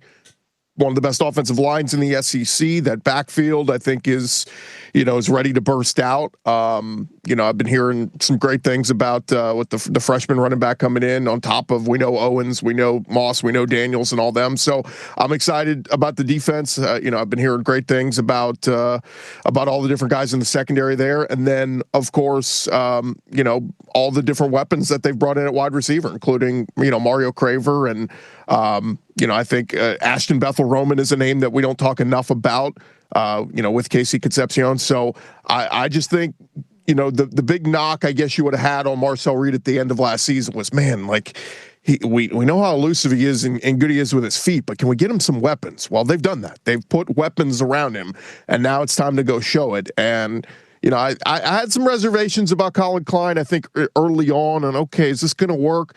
But I think he's hearing all his discussions this offseason about the different offensive schemes they're going to utilize. I think A&M is, look, if we see Marcel Reed starting to throw for 300 yards and a couple passing touchdowns through the first couple weeks, I'm going to feel really good about A&M's chances to get to 10 wins. What do you believe is more likely? A&M taking a step forward and being in that playoff conversation more than they were last year, like finishing the month well, or LSU taking a step back? Because LSU and A&M had basically the same record. A&M won that game, but everybody has LSU as a top 10 team. So maybe I didn't phrase the question the way I wanted to, but what do you believe more? The LSU stays in that top 10 or the A&M gets into that top 10? Yeah, that's tough, man, because I think both are both could happen. I just look at LSU and say, this is such an important year for Brian Kelly, right? Heading into year 4 there, like, we know the track record that all the previous coaches at LSU had won a championship by this point. And look, the LSU faithful aren't even asking Brian Kelly go win us a championship. They're saying make the freaking playoff. And it's, the BCS era, you had to go undefeated. Maybe you could lose one game. In the 14 playoff, okay, you could lose one, but 2, you're kind of out of it. In this 12-team playoff, 2 losses, you're in. I mean, 10-2 in an SEC schedule gets you into the playoff. And so I don't think it's unreasonable expectations from LSU fans. And honestly, everybody is kind of talking about Garrett Nussmeier, and does he take that leap? And we've got a track record now of Joe Burrow in 18 was pretty good. 19, he took a monumental leap. Jaden Daniels in 22 was pretty good. 23, he took a monumental leap. I think everybody's looking at Garrett Nussmeier and saying, is this your monumental leap? We've already had, 2 previous quarterbacks at LSU do it. Not saying he has to win the Heisman, but if he performs like he's supposed to, he's going to be in New York as a Heisman finalist and LSU in the playoff. It's just the one thing I go back to, David, for both A&M and LSU is the schedule is brutal. Playing in this conference, sometimes you get a tough draw like Oklahoma's gotten last year and this year, and sometimes you get an easier draw like Texas got last year and this year, easing their foot into the SEC water. Can't tell you how many Longhorn fans I talked to are like, I thought you guys said the SEC was hard. Well, yeah, it is on the other side when you play the toughest opponents in the conference. But nonetheless, yeah, I think there's a chance that A&M is a playoff team, and I think there's a chance LSU's a playoff team. A lot of people are picking the easy 4, saying Texas, Georgia, LSU, and Alabama. I keep looking at Alabama, and I don't know, man. I'm not sold on Kalen DeBoer. Such a small track record as a head coach at this level. People keep saying, oh, he's won everywhere he's been. Well, yeah, I mean, take out Sioux Falls. It's a very small track record. 2 years at Washington and 2 years at Fresno State. I got to see more for Alabama, but yeah, I'm starting. We're doing our predictions next week, David, and on who our SEC teams are to make the playoff. And I'm kind of leaning towards A&M as that 4th playoff team over Alabama. Talking to Chris Gordy here on TexAgs Live. So, Chris, are you not that worried about the tendonitis and thus his knee? From what people I've talked to have said, this is something he's been dealing with for a long time. That it's, it was more precautionary than nothing. Look, anytime a player leaves practice with anything, you get a little bit concerned. But they, from what I've been told, is they are more, and this isn't just LSU, this is college football as a whole. We are more precautionary, doing things out of precaution more now than ever. It's funny, you see a guy in a walking boot and it makes headlines. Well, I've been told by people, sometimes they just put him in the boot out of a precaution, out of, that foot might be tender. Or, yeah, he twisted his ankle. It's going to be okay, but we just don't want him to put pressure on it. But 20 years ago, David, you see somebody in a walking boot, you go, oh my God, he's done for the season. So in other words, there's some things that they do, maybe 20 years ago, Nuss finishes practice, right? And just, hey, tough it out, here's some Advil. So again, I'm not saying it's nothing, but I think at least the concern level from in that building, they don't think it's that big of a deal. It's something he's going to play through, similar to DJ Lagway with the shoulder injury. I keep being told he's going to need surgery in the offseason to fix that thing, but they think he can play through it. It's not a huge red flag, oh my God, huge concern. And to be honest, I mean, how many times do we hear after a season, a guy was dealing with something? I think we even heard that from Marcel Reed in the offseason that, yeah, he was dealing with some injuries and played through it. So it's, it kind of comes with the territory. Football's a physical sport, but you're right, man. I mean, we heard the other day, Michael Van Buren, the backup at LSU, had his fingers taped together. And it's like, well, that's not good less than 2 weeks out from your opener at Clemson. Because if that knee does act up and Nussmeier's got to come out, your backup is a guy with taped up fingers and he's got to go win a game at Clemson. So yeah, look, for fans, it's fans' jobs to throw their hands in the air and freak out. But for people I've talked to in the building, it sounds like it's not the hugest concern for them. Gordy, what are you hearing about C.J. Carr? I know you're an SEC guy, but he was named the starter yesterday or 2 days ago, and there's some whispers out there that he didn't have the best camp.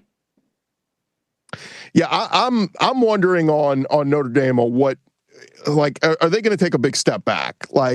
And I like Marcus Freeman a lot as a person. He's recruited at a great level, but I almost feel like they arrived before they've arrived, if that makes sense. Last year was a great year, but maybe they just kind of caught some wind and had a great season and all this. It's hard to sustain this success. And it's just so funny how we do this, David. People put out their playoff projections, and it's it's all the same damn teams from last year. They're putting Clemson and Notre Dame and Georgia. And I'm like, wait, this was last year's playoff field. Why are we just repeating the same teams? Every year's a new year. Some programs have shown they can sustain success and keep playing at a high level and achieve that greatness. I'm curious on Notre Dame, man. Their schedule is pretty tough, including an opener at Miami in week 1. Then you have to play A&M. They have to take that road trip to Arkansas. I look at that schedule and, man, I think 10-2 probably gets Notre Dame in, but man, I'm feeling maybe more 9-3 on that realm. And again, a big test for A&M. If they could find a way to win that game, gosh, just a feather in their cap, particularly with the playoff committee coming out yesterday and saying they're going to put a little bit more onus on strength of schedule. That I think that's almost a game for A&M. You're playing with house money. If you lose it, I don't think they're going to ding you as much because you scheduled that game. But if you win it, huge feather in your cap down the road for that strength of schedule component. Gordy, I'm embarrassed. I didn't really read the article about Arkansas field storming. I don't know if you can give me some information on that. I don't know if you read it, but apparently they send out a release like, hey, in the last few minutes of the game, if it looks like we're going to beat a great team, this is what we're going to be doing. And they use that voice too. Just odd timing. I don't look. The PR department and who sends out releases is not the football team, right? I recognize that, but that just seemed to be they got Notre Dame coming there. They got A&M coming there. I'm sure they got some other big teams. Who are they saying they're going to beat? Yeah, that's funny that's how we take it. Look, this goes back to, I had a conversation with Greg Sankey at SEC Media Days about it. I think it's, the punishments for rushing the field, I think, are silly. I do think we rush the field more now than we ever did. I think that should be saved for, you're an unranked team going through hell and you upset number one on your turf. Yes, run on the field. That's monumental. But I mean, we got people rushing the field. LSU beat Ole Miss and they rushed the field. And our buddy Matt Moscona, I remember him saying, like, this is Ole Miss. You don't rush the field when you beat Ole Miss. There's a reason why Alabama hasn't rushed the field in forever, because they're Ala-freaking-Bama. Like, you beat a top 10 team, you're supposed to beat a top 10 team. You don't rush the field. And so, look, it's a little bit this Gen Z, students want to have their viral moment and be on TikTok and, oh my God, we rushed the field, we beat so-and-so. I get all that. But I don't have a problem with the rushing the field overall. But the SEC, I thought, went overboard with the whole safety of rushing the field. And, oh, my God, you can kind of one hand the actual injuries that you've had. I get it. You don't want to have any injuries. But you know what? Step out of the way. If you see a whole mob of people coming down on the field, get your butt off the field and get out of there. But I think Greg Sankey kind of stressed, he's like, look, the idea we think is if we can give the opposing team time to get off the field, that will be okay. And so that's what they're telling the SEC, and that's the messaging that the SEC schools are sending for both basketball and football is, look, just wait till we give the all clear, and then you can come on down the field. We just have to get that other team and all their trainers and everybody out of the territory. I'm going to be the old man in the room. One day someone's going to get hurt, though, right? Doesn't have to be an SEC game, but one day, like, people are going to rush the field and you're going to get trampled, and something bad could happen. Like, in that scenario, we're going to all look back and be like, we let people run on the field? What are we thinking? I get it. Again, Broadway? I think it should be reserved for the biggest of biggest upsets. I get it. But if you're an 80-year-old sports writer and you walk with a cane and you see that an upset's about to be brewing, maybe get off the sideline is all I'm saying. Like, if you can prevent yourself from potentially getting hurt, look, do whatever you need to do, but you're right. Eventually somebody's going to get hurt seriously. And I think that's what the SEC is trying to prevent. 80-year-old sports writers are like, back in my day, like they're not getting off the field. Like, they're staying. Like, this is my job, America. I didn't want to take a shot at Olin, okay? He's been around a while, but I would love for you and Olin to do a push-up contest. Dude, Olin's in shape. I know mess he with is. him. I've worked out with him. I know. All right, Gordy, last thing for you. How good do you feel about South Carolina, Lenora Sellers, that defense losing some guys? How do you feel about them? I like him. I mean, I like Sellers a lot, man. I think he's just scratching the surface on the talent. I know the sexy thing right now is a lot of NFL scouts are saying he could be the top pick of next year's draft. And, it's going to be interesting with Arch, if Arch putting out earlier this week. I don't know where my grandpa came with that I'm definitely coming back a second year. That would be fascinating if we could, looking at crystal ball in the 2026 NFL draft as Lenora Sellers goes number 1 and Arch Manning goes number 2.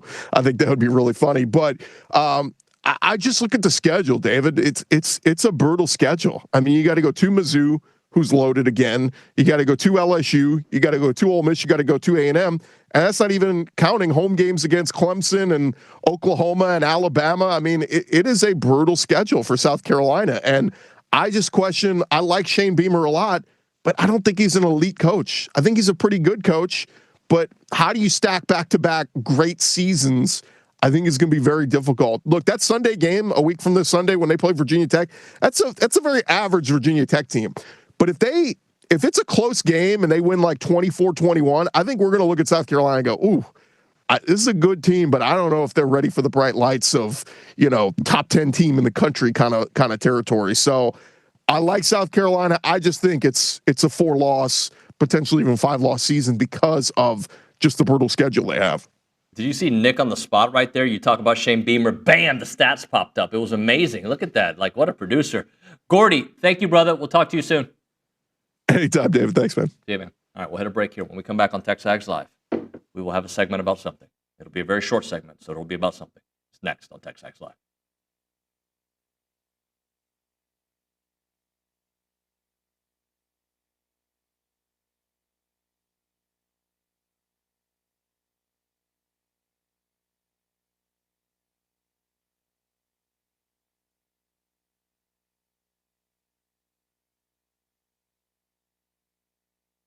All right, guys, let's talk about some new partners, Aggieland Hydration and Injectables. They're Aggie owned and operated. They are an mobile IV hydration company that was founded back in 2024.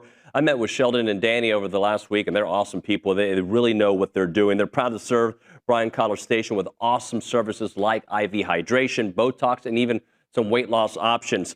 Whether you're looking for a quick boost of hydration or dehydration preventative, they can tailor an IV cocktail specific to your needs.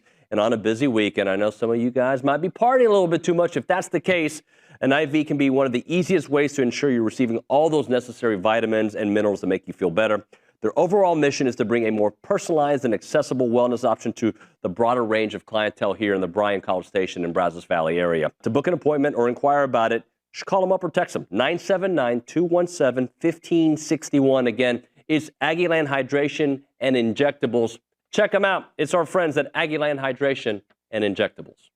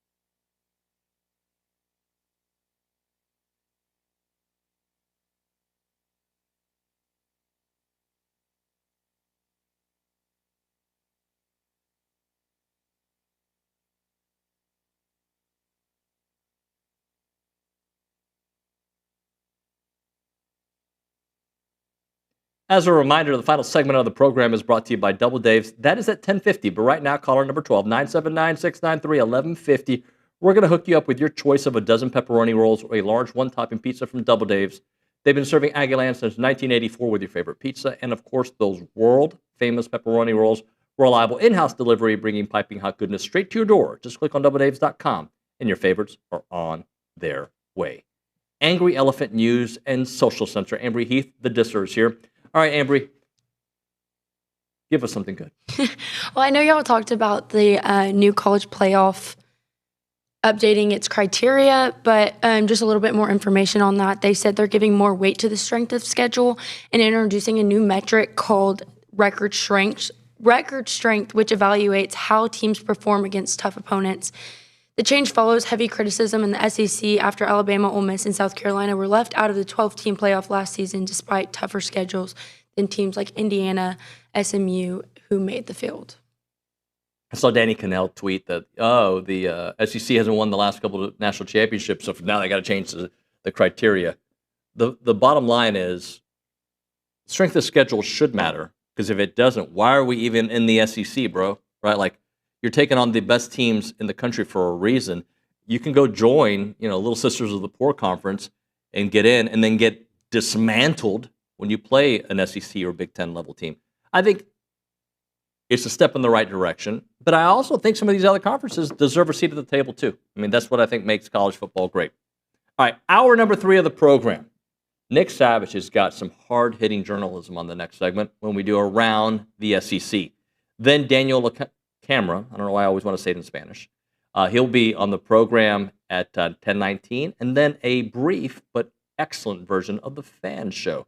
3 guys, Roy, Hunter, and Matt Browning, all will be here on the program. We'll get to your text messages in the next segment as well at 979-693-1150. You are still listening to TexAgs Live, presented by David Gardner's Jewelers in the Rollo Insurance Studio.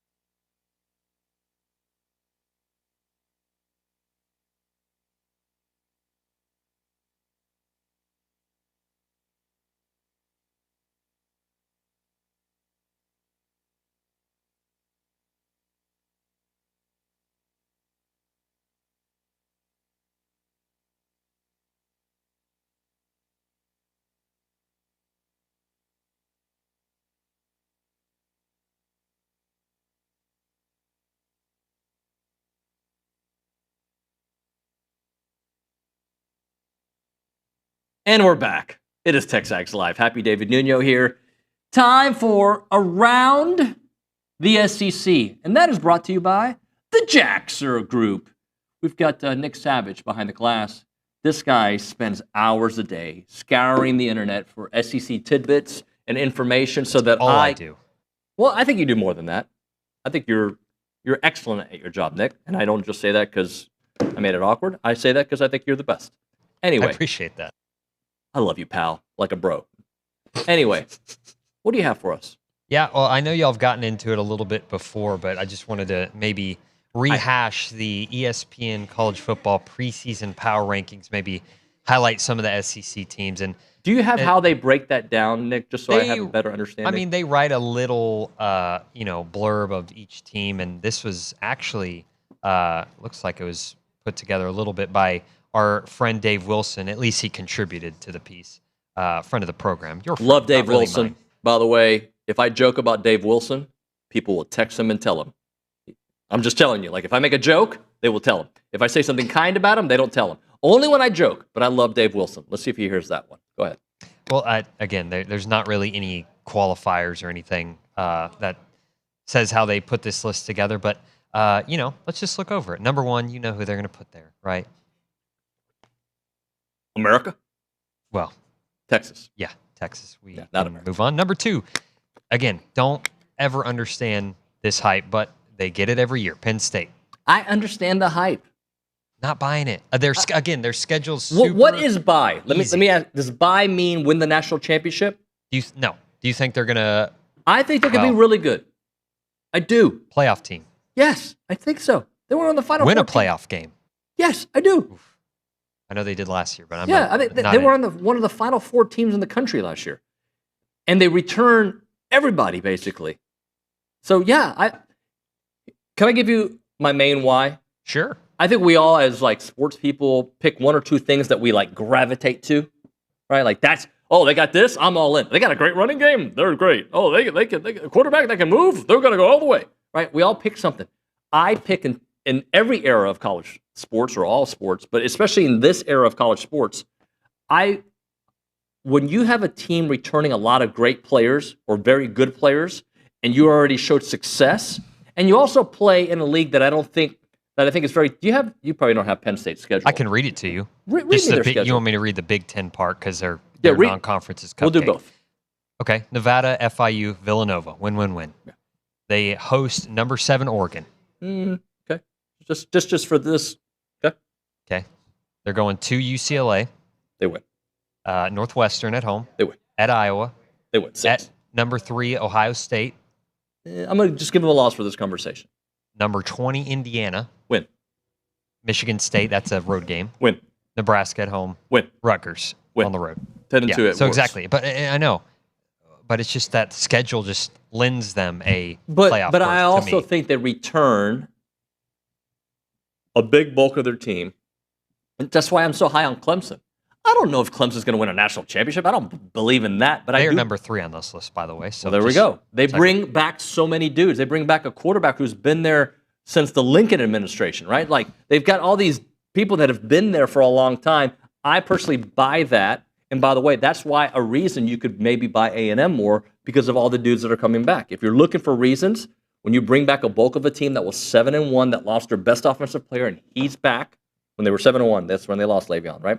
And he's back this year, along with some of the upgrades and some of the just understanding the system. There's reasons to believe A&M will be significantly better. Continue. I got a random question. Why do you always go back to the Lincoln administration? You know, there's I've done like Kennedy you could too. John Adams. You could George done- Washington even. I've done Kennedy. I do presidents Thomas that were Jefferson. assassinated for some reason, because those dates stick in my mind. Okay. November 22nd, 1963. Yeah, I was just curious. Anyways, Georgia Bulldogs, number 4. Georgia, I have a lot more questions about than the other 3 teams we've just listed. Is it 4? 3? And because I don't know if I buy Gunnar Stockton, I don't know if they've made and they have a very difficult schedule. I mean, look at that thing. That's, I think Tennessee, they're going to destroy them. But that game against Alabama early on will be a great test. Texas, obviously, on their schedule. It's not a ridiculous schedule, but it's definitely harder than some of the Florida game, obviously. But I have questions about Georgia this year. Number 5 is Ohio State. And, of course, they lose quite a few from their national championship team, so that'll be interesting to see. Number 6, Notre Dame. Notre Dame is interesting. We're going to find out a lot about them early. If they can split between Miami and A&M, they're going to be a playoff team, right? Because the rest of the schedule is nada. Yeah, and what an advantage to not be in a conference for them. Alabama, number 7. I have them winning the SEC, so did they say anything about Bama? Yeah, they say the Crimson Tide embark on year 2 under Kalen DeBoer on the road against Florida State with a new starting quarterback, Ty Simpson. Even though Simpson is hardly new to the program, changes include a new offensive coordinator, some tweaks on defense, and what DeBoer said will be a harder edge after Alabama lost 4 games last season for the first time since 2007. Okay, continue on, please. Number 8, LSU. Just talked about them with Gordy. Number 9, Oregon. I just know they've replaced a lot of dudes, right? So they get the benefit of the doubt of being a team that constantly wins 10 games and constantly recruits at a high level.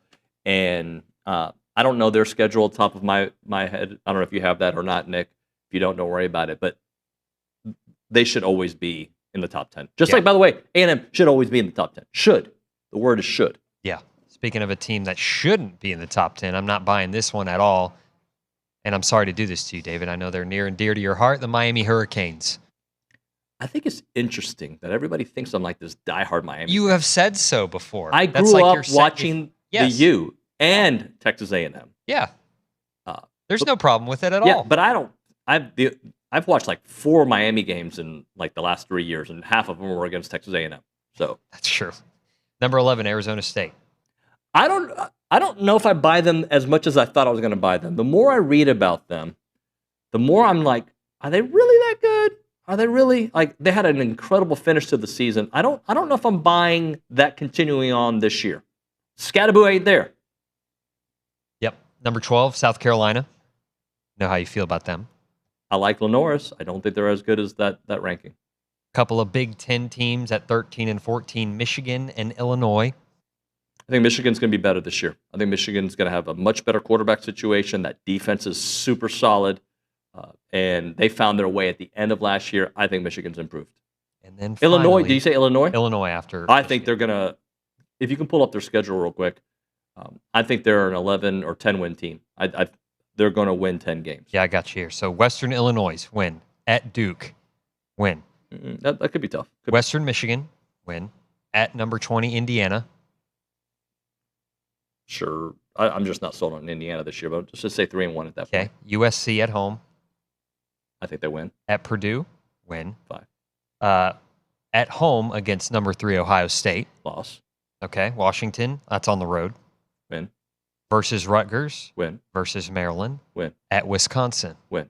Versus Northwestern. Win. There you go. 10-2. I mean, yeah. All right, let's get to A&M.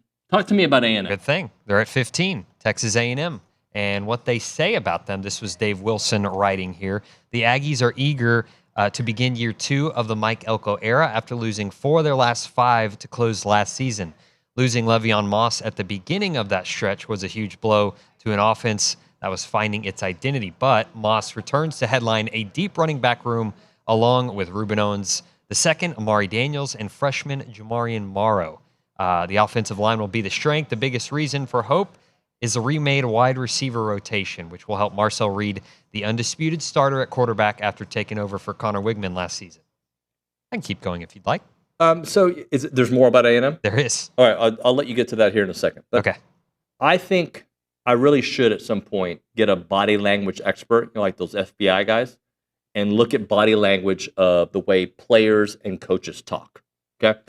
And it's not what they say, it's how they say it, right? And there have been several times that I've had either a player in studio at a press conference, heard from one of the coaches. There is this confidence in their eyes. It's not cockiness. It's like, we are aware of our deficiencies, we are aware of what you guys have said, and we have gone to the lab and fixed it.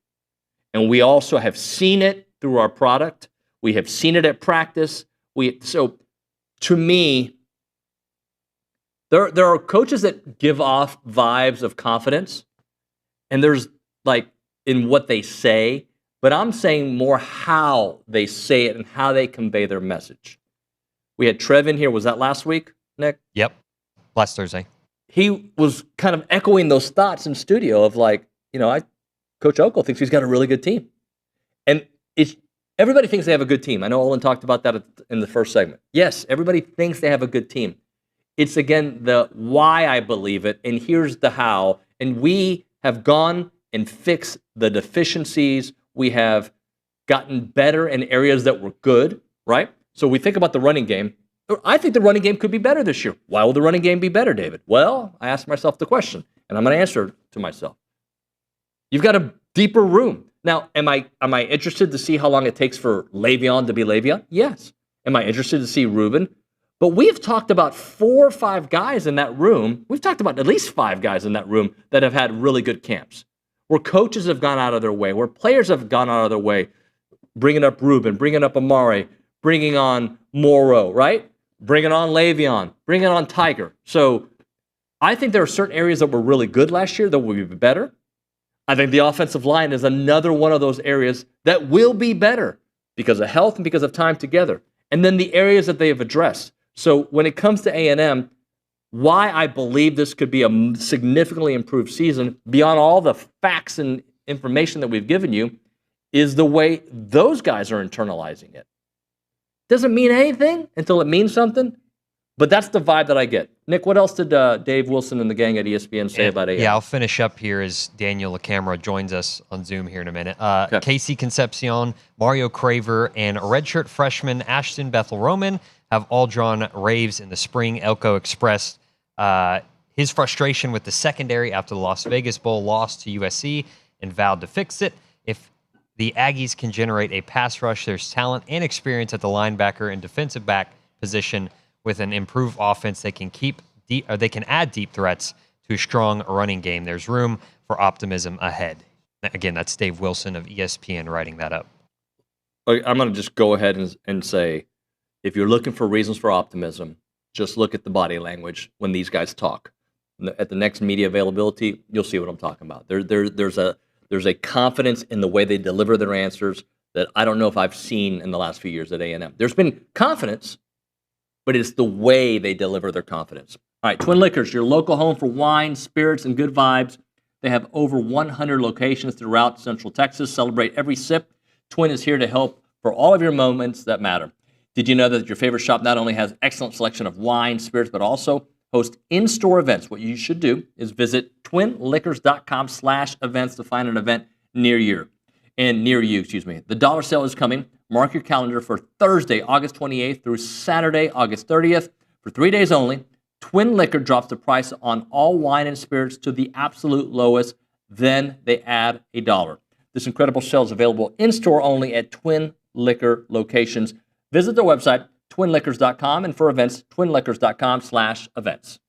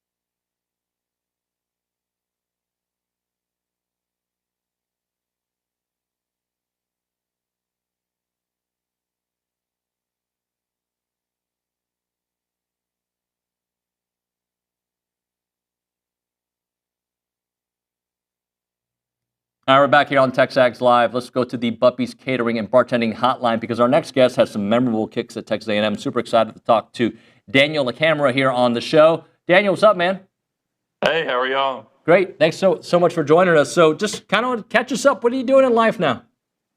Yeah, so I'm now a father of four, or a 2.5-year-old and a 5-month-old. So, well, father of two. Father of two, okay, not four. I was going to say, you've been busy, yeah. bro.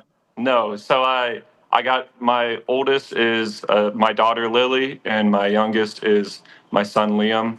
But we're here in Katy, Texas. We, kicking obviously kind of fizzled out for me, but now I started my real chapter of my life, which is we make live edge tables. It's a business that my father and I run.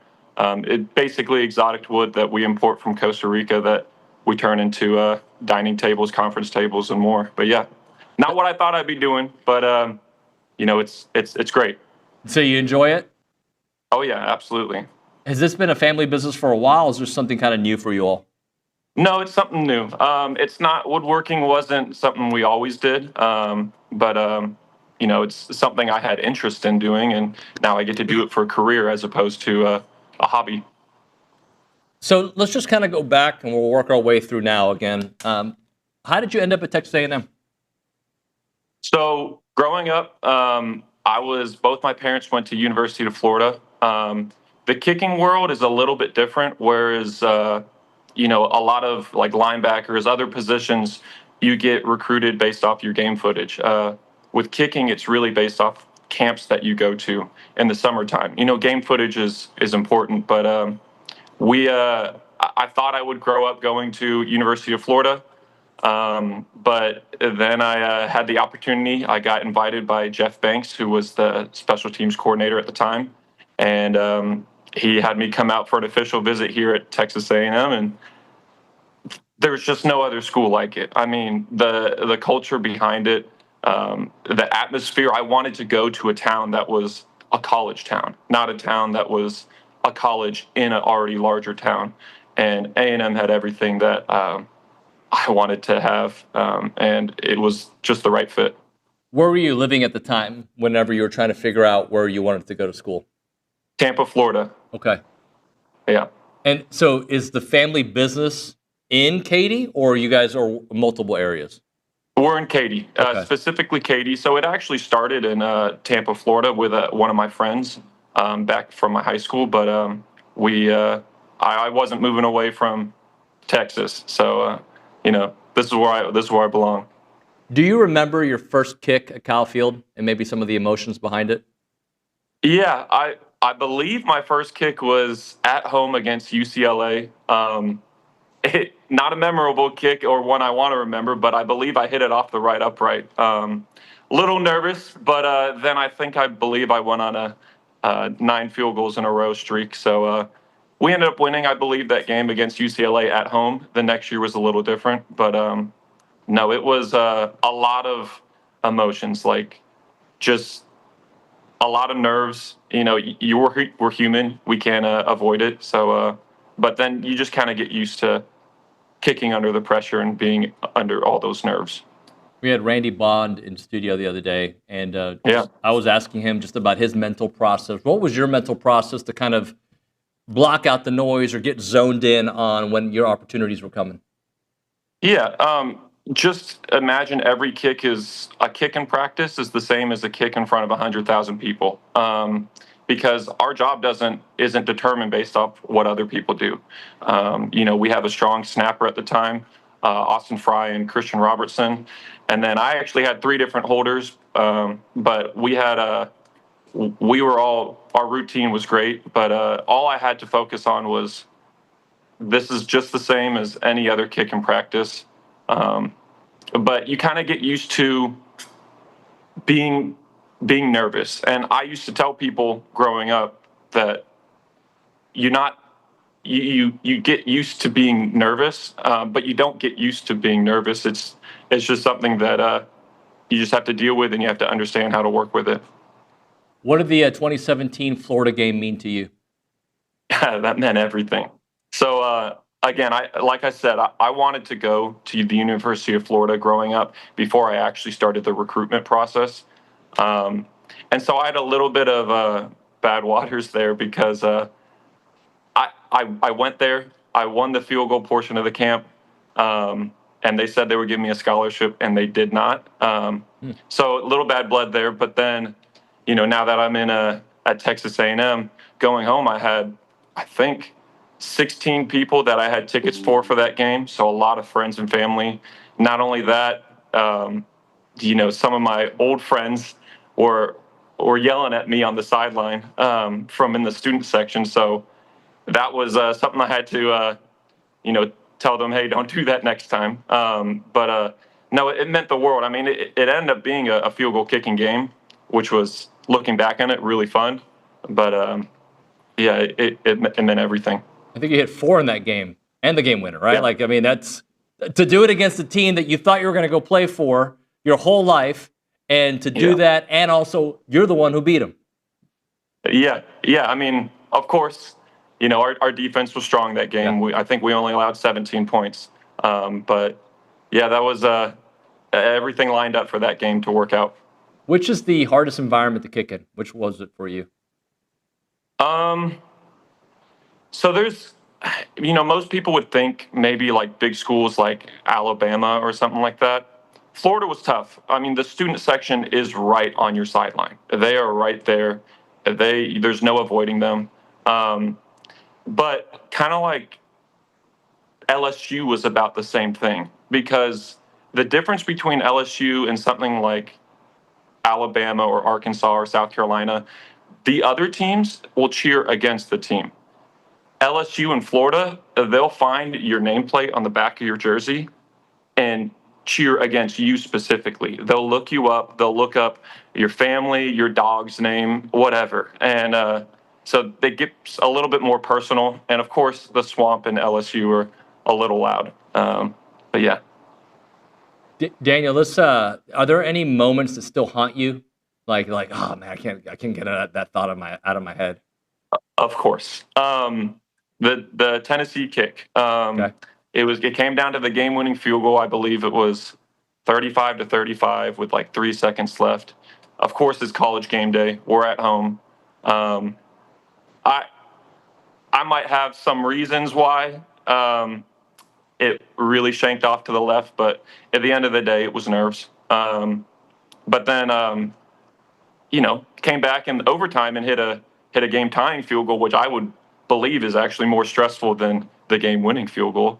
But the Tennessee kick definitely haunts me still to this day. Isn't that, in a way, kind of like I don't want to call it a cool story, but the fact that the game that you mentioned is one that you all ended up winning, and you had a part in winning that game in overtime, right? Like, so you played a huge role in that. So to me, that's like, I don't want to say the best of both worlds, because obviously you wish you didn't miss that field goal, but it ended up being a good memory after. Yeah, for sure. I mean, it's definitely a blessing that I made the second kick, because I don't know if I'd be sitting here talking to you today as the starting kicker after that day. But it ended up being a really good learning lesson that, every kick is the same. That was my sophomore year, I believe, my first year truly kicking. And at that point forward, I said, well, I've already missed one, so, let's just go make the rest. So you played under Summy and Jimbo, so you got to see a little bit of Coach Elko. I know, obviously, he wasn't directly coaching you, but do you remember anything about Coach Elko? Smart. He's a very smart guy. Every time you talk to him, he's also well-spoken. His knowledge for football is amazing. As a kicker, I don't know as much as he does, obviously, or as much as, most people. But he's a very intellectual guy, for sure. And do you catch yourself watching as many games as possible? Are you, like, into Aggie football? Oh, yeah. My wife says I'm being annoying right now because I keep bringing up, 1 more week, 2 more weeks, 3 more weeks to Aggie game days back. I'm a way bigger of a fan than I ever was. And what about this year? Do you think A&M has what it takes to be a contender there in the SEC for maybe a playoff spot, maybe a chance in Atlanta? Yeah, I mean, I'm always optimistic. I'm sure us Aggie fans are always going to say this is our year. But truly, I do believe this is our year. I mean, again, I don't have as much knowledge of the depth chart because I'm not there anymore, but I do know, I think this is one of the highest returning amount of starters we've had ever. And experience, like I was saying, goes a long way. Just not just being nervous, but knowing how to play while being nervous. I mean, and not just nervous, but just even all the emotions. Experience is huge. And not only that, but we have Marcel Reed back, who is, I think he's going to be incredible. I mean, I don't think he's talked about enough outside of the Aggie community. You have to cover him both ways. I mean, on the ground, in the air. I mean, he's a smart player too, and he's just learning and getting better every day.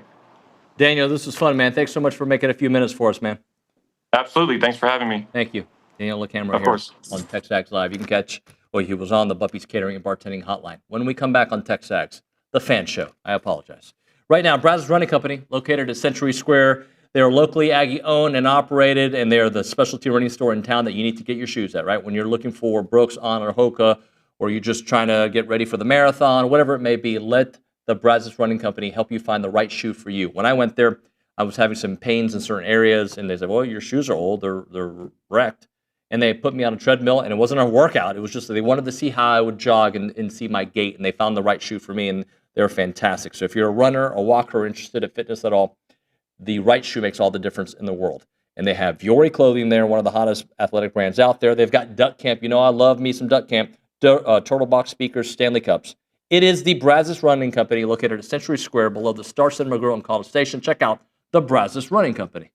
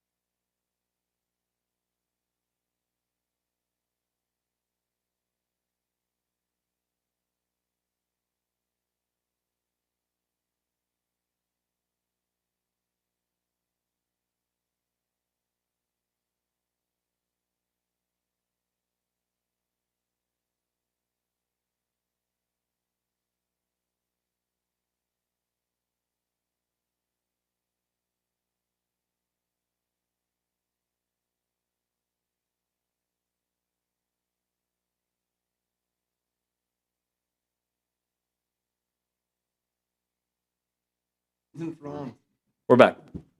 Hey, that was on the air. I said that on the air. Yeah. We're friends. People were asking. pump Every you thinks up. that I don't like the fan show, guys, because I always make the joke about the show sucking. It doesn't. It's great. Plenty of people don't, but it's your Nuño's shtick. in our corner. I love these guys. Yeah. It's just stick with you. I get people telling me all the time, they're like, I think y'all's show is one of my favorites now. Yeah. And we didn't get that in the past. I'm sure your wife really loves you. She does. Hey, it's just my mom. It's the fan show, ladies and gentlemen. Let's go to the Angry Elephant News and Social Center. By the way, I should probably introduce the fan show because we don't always have three anymore. Matt Browning, hello. Hey, good morning. Hunter Sherman, hello. Howdy. Left me hanging. It's fine. Don't worry about it. We're right here. Just right. Oh, sorry, I didn't see it. Roy May, hello, sir. How day or May? Ambry, can you ask the opening question?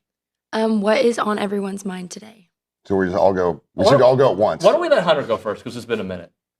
All right, quickly, because it's kind of fresh in the news, and I'm still on their little releases. So the college football playoff, they had a press release yesterday that they were going to consider even weight more schedules into it, right? Who you play, which I think is mouth service. What they're covering, we're covering for our SMU and Indiana mistakes. So, who you play matters. And if they're just going to look at, if you're chalking up wins, right, it matters who you play. Yeah. And sometimes, losses hurt. But again, it comes down to schedule, right? So not all schedules are created equal. And I'll put SMU. I mean, I've had enough of Rhett Lashley. He talks way too much. Dude, he got gifted a spot last year. Who did they beat? Go look at their schedule. Well, they didn't beat anybody. I think it was more of a thing with them going, hey, this is without saying that we want to give more to the SEC and Big Ten. This is their way of giving more to the SEC and Big Ten. The two loudest people, by the way, are the ones that we question why they made it. Chris Gordy has been another one who just is yappy. Yeah. Let me ask you guys a question about this. Are you aligned with me that I want the SEC to get more spots? Yes. But I don't think a playoff, even if it's 16 teams, I don't want an 8-4 team in the playoffs. Unless it's the Aggs.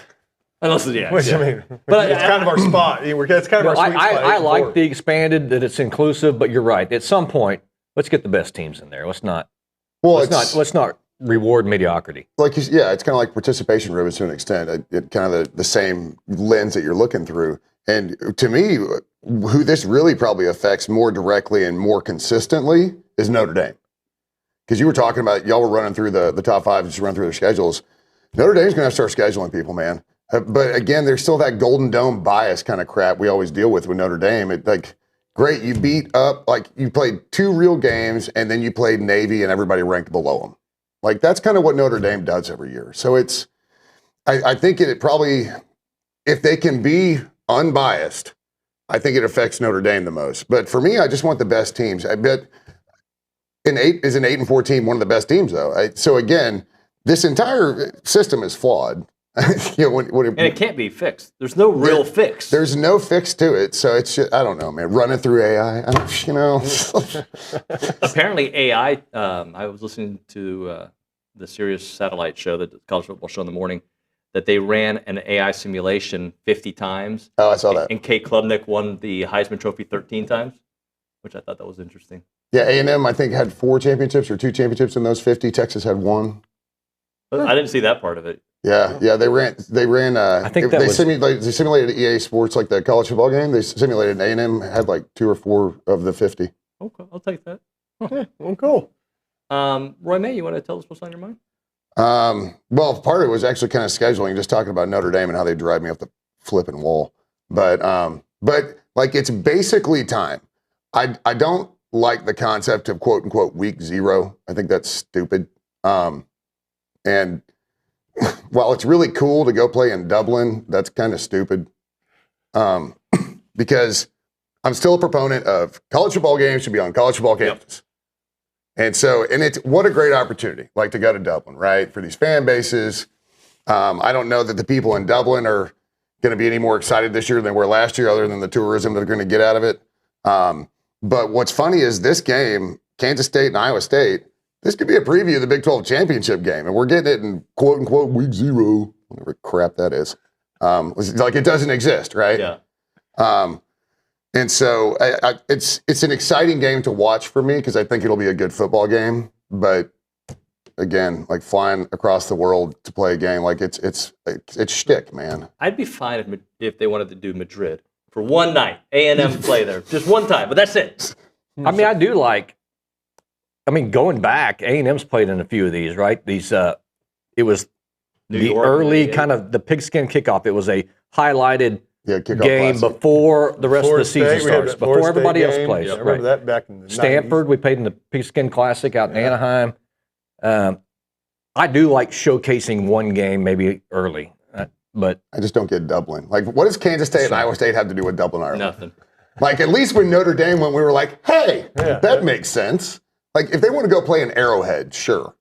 Right. I get that. We're sending the Jayhawks and the Cyclones to Dublin, Ireland. Huge fan base there. Huge. Ireland's always been a huge hub for Big 12 football. So Yeah. It's a pipeline. It's a feeder. It's a feeder That's city. Right. That's right. So What's on your mind? Well, I actually have. I don't know if I've missed something. I don't know if I've missed something. A storyline or something that I've missed with this UTSA game that's coming up 2 weeks. And so, because have y'all seen the secondary market ticket prices for this game? Have y'all paid any bit of attention to that? No. Yes. Yeah. I mean, the prices are similar to the Notre Dame game last year. I mean, you're looking at like the average ticket for UTSA is like $250 on the secondary market. Like if you go on TexAgs Ticket Exchange, check StubHub or wherever you get your tickets, $250. Or SeatGeek, the official provider. Oh, of secondary.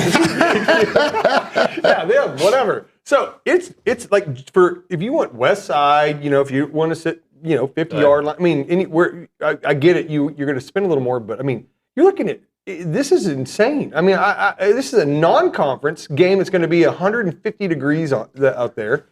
And you're looking at, and when I say a non-conference, we're not talking about a Notre Dame or a big-time Power 5. We're talking about UTSA here. And so I have no idea. And then Maybe they know that this is our championship season, and if you want to be a part of the first game, you got to buy it now. Well, okay. That's at least a way to I look would at it. say that UTSA's offense is projected to be pretty stinking good. So, like, this could be a fun game to watch and really kind of a game to see if our defense can stand up against, obviously a group of 5 kind of school, but they're projected to have, I think, a top 20 offense. Yeah, but no one else knows that. They're just buying tickets because I don't know if it's because it's the But opening. I think that speaks to our fan base and the demand, and we can go 8-4 every year, but this fan base continues to support this program. 105,000 seat stadium, and We're sold out. $250 a piece. We're sold out again. Students' tickets are sold out. They had very limited of those gig 'em passes this year. I mean, the demand is there. It obviously is. I mean, and then Notre Dame, the cheapest tickets I'm seeing are $500 if you're going to go to that game. And, so it's crazy. And then I saw somebody did something where they looked at every team on our schedule and looked at their individual schedules and ticket prices. And somehow, I think 10 out of the 12 of our opponents we're the highest ticket price on all their for all their home games, or their away games. So 5 out of 6 were we were the most expensive ticket on their thing. So, which is wild to me. But one other quick thing I have, I've got to make a plug for. I don't know did y'all start? Have y'all watched America's Team? Not yet. Gambler and his Cowboys. No. Unbelievable. Is it really good? Hey, it's 8 episodes. It took me 2 days, and I binged it, and I watched every bit of it, and it's one of the better sports documentaries you've ever seen. It's crazy. Yeah, I think I'm at episode 5. We finished last night. It's fantastic. How good is it? Is it a destruction of Jerry? Yeah, no, I think it's an honest look at Jerry. I think it is. So as which a Cowboys, is destructive. Which I think it is. I think as a Cowboys fan and a longtime Cowboys fan, I remember those '90s teams vividly. I mean, I was cheered them on every step of the way. But to go from buying the team, being this brash Arkansas guy, to firing Tom Landry within a week of buying the thing. You're talking about Tom Landry. I mean, people don't remember who Tom Landry was football in Texas. He was football. He was the guy in the whole state. And so to turn around and fire him and then hire Jimmy Johnson, who had the criminals, the Catholics versus the criminals thing, the Miami teams, to bring him in and to see how that works. And you see the things Jerry did that are pretty darn impressive. And at the same time, also his flaws, and he'll call him out. He calls himself out. He's he's somewhat I think self-deprecating. Jerry's doing become it. a caricature of himself. It is, but it's the show's good in that they back it up and you see where Jerry came from, Yeah. and he's just a salesman. He was selling shoes and chicken and all kinds of stuff, and kind of his passion, and so it's a nice insight on Jerry. At the Chris Kyle funeral, he sat directly in front of me. Oh, yeah. And he met us. He met the family beforehand and everything. So he came. He's like, hey, and he's one of those. He shakes your hand. He puts the other hand on top. And he looks you in the eyes, and you're just like you feel like when I was talking to him in that moment. I'm not a big Jerry Jones fan. Don't get me wrong, but in that moment, I felt like, hey, I'm the only guy he's talking to. You obviously you can't be as successful as Jerry Jones is and not have some good qualities, right? You cannot be him, but. It's insane some of the stories that they came out with. Michael Irvin. Wait till if you're on through, you still have the last 3 episodes. Does it talk about the White House? Oh, they talk about the White House. Okay, we'll come back. Yellowstone's having a break off new series. Are you talking about the one with Casey? With Rip and Beth. Oh yeah, is that soon? It's been confirmed. Okay, well, I'm in the middle of Deadwood. By the way, this is TexAgs. This is not Entertainment Tonight. I apologize for the break, but IMDb. we do like talking about stuff. That was a good show. John Tesh. Yeah. Underrated.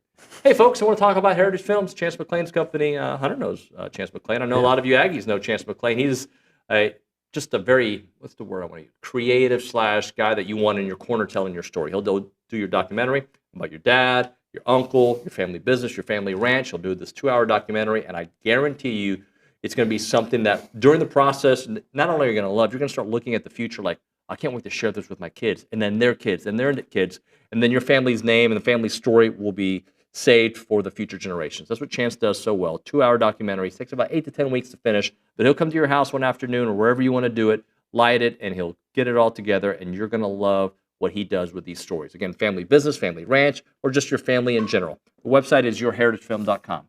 Yourheritagefilm.com, 713-893-8341. It's Heritage Films.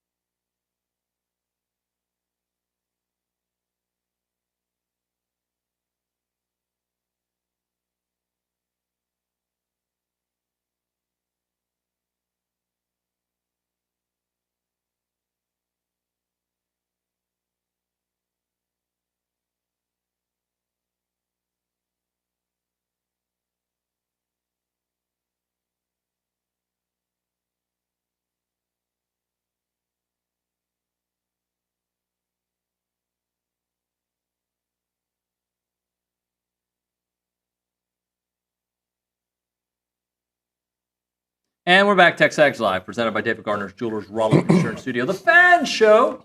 All right, gentlemen, let's. I'm going to ask you a question that I asked at the top of the show. As you get closer to the start of the season, do you become more pessimistic or more optimistic, or are you exactly like you were 2 months ago? Hunter, start us off. I'm more optimistic. I spent the last week. I went back and watched every A&M game. Right, no huddles. And kind of focused on the ones we lost. And, we all know what happened, but you'd be surprised how well I thought Marcel played. Our offense had opportunities. And even the Texas game, you go back and watch look. the Texas game? Oh, absolutely. That's the one I probably but it's surprisingly, we were able to move the ball. Yet the problems were we couldn't take the top off the defense, right? And Marcel was getting absolutely hammered back there. Broughton was just eating our lunch, right? So there were some O-line issues, but it made me feel more optimistic. I get obviously more optimistic. I started at the bottom. Now I'm here, so I could only go up from where I was a month ago. So I remember. Yeah. So no, obviously I get more optimistic. Plus, you hear, y'all get a lot of the national guys that come in that say this, and then like you were talking about earlier, you just see the confidence on when we're interviewing Elko and the team and these guys. They just got it. They do. You're right. They have a different sense about them. That it seems like so. Roy. I have 1 week left of not being completely unhinged optimistic. Yeah. The start of football season it puts me in such a great mood. So let me. People are like, I love when the leaves change, or like I love when that first warm snap in the spring. I'm like, I love when college football comes around. It's my favorite season of the year. I love when we win. And He gets his pumpkin spice lattes. Yeah. And, outdoors. I will take you out back and slap you. Let me ask you guys. This is a fan show question, I believe. ESPN's top 100. Le'Veon Moss, 93. I'm not going to ask a question. I'm just going to say that 95. I think he's on the list. Roy, what do you think about that? I think it's absurd. Stupid. I mean, when you're talking about the leading rusher in the SEC, basically, and he's 93rd, probably not. Right? Is that a because of what helmet he's wearing? Right? You think there's some bias there, maybe some negative bias because of we're not performing what people expect us to? But yeah, certainly that's underrated. It's got to be because of his injury. Yeah. Well, I would also ask what number is he in running back? Because I mean, again, I feel like in today's football, running back is looked at such as a lesser position nowadays than in less important positions. I wonder if that may play a role in that. But I'd want to know what number running back he would be on that list. That would be, if he's the 5th running back or 6th or 10th running back, then I would be like, all right, no, that's nonsense. Another problem is all these preseason rankings and everything. You're trying to apply logic to them. And these people are just throwing crap at a wall, man. It's for clicks. It's to get to get people talking about things. They don't care if they're right or they're wrong. Yeah. Let me ask you this, guys. If the UTSA game is closer than we want it to be, will that form an opinion on the season for you? And also in the back of your mind, remember some of the best seasons, A&M did struggle early on. The Florida loss with Johnny, the Vanderbilt win in 2020, but it was closer than expected. Yeah, first games, and first even 2 games, you can have a stinker in there. We've had it. I can go back. Old Dominion had South Carolina dead to rights last year in their first game. They looked horrible, right? And South Carolina won by a field goal there, but they kind of progressed. Their quarterback progressed. So you just can't take too much out of these first games. Yeah, I mean, I think what it does is sets the tone for the first, our attitude for the first couple weeks, because these games will be forgotten. I mean, even if we win and not too, but if you go in and you beat Notre Dame, no one will care what happened in these first 2 games. If we win by a field goal with time running out to win like 48-45, I'm going to be a little concerned, because that's a lot of points to give up to even a good offense. A good offense, it's not an SEC offense. So, I mean, I'll be a little concerned, but like you said, these are kind of throwaways. As long as you win them, just take care of your business. Beat who you're supposed to beat. But if they win by 21 points, you're also not going to read too much into it either, right? No. No, I mean, if you win this game 55-10, I mean, okay, we had a good first game, but then you turn around and lose to Notre Dame or lose to South Carolina or something, or Arkansas, then all that's out the window. The only thing for me that'll be a positive or negative is I just want to see explosive plays, and I want to see not giving up explosive plays. So the big play stuff is really what I'm going to look at in these 2 games, because you shouldn't let these kind of opponents, knock the lid off your defense, and you should be able to take them deep. So just like kind of dynamic offense is what I want to see. That's a Good good rhythm. point. I want to see a good offensive rhythm. Get into a rhythm. Guys, a week from today, we're having a fan show with a game right after. Yes. This has been one of my longer off seasons. I assume it's been that way for you guys. Feels like it. It's drug on, certainly. Mm-hmm. Yeah. Well, guys, that's going to do it. Thank you for doing a Hey, very thanks, condensed David. version of the fan show. Yeah, we love it. 30-minute version of the show. We typically. like you people. Yeah, you guys do a good job.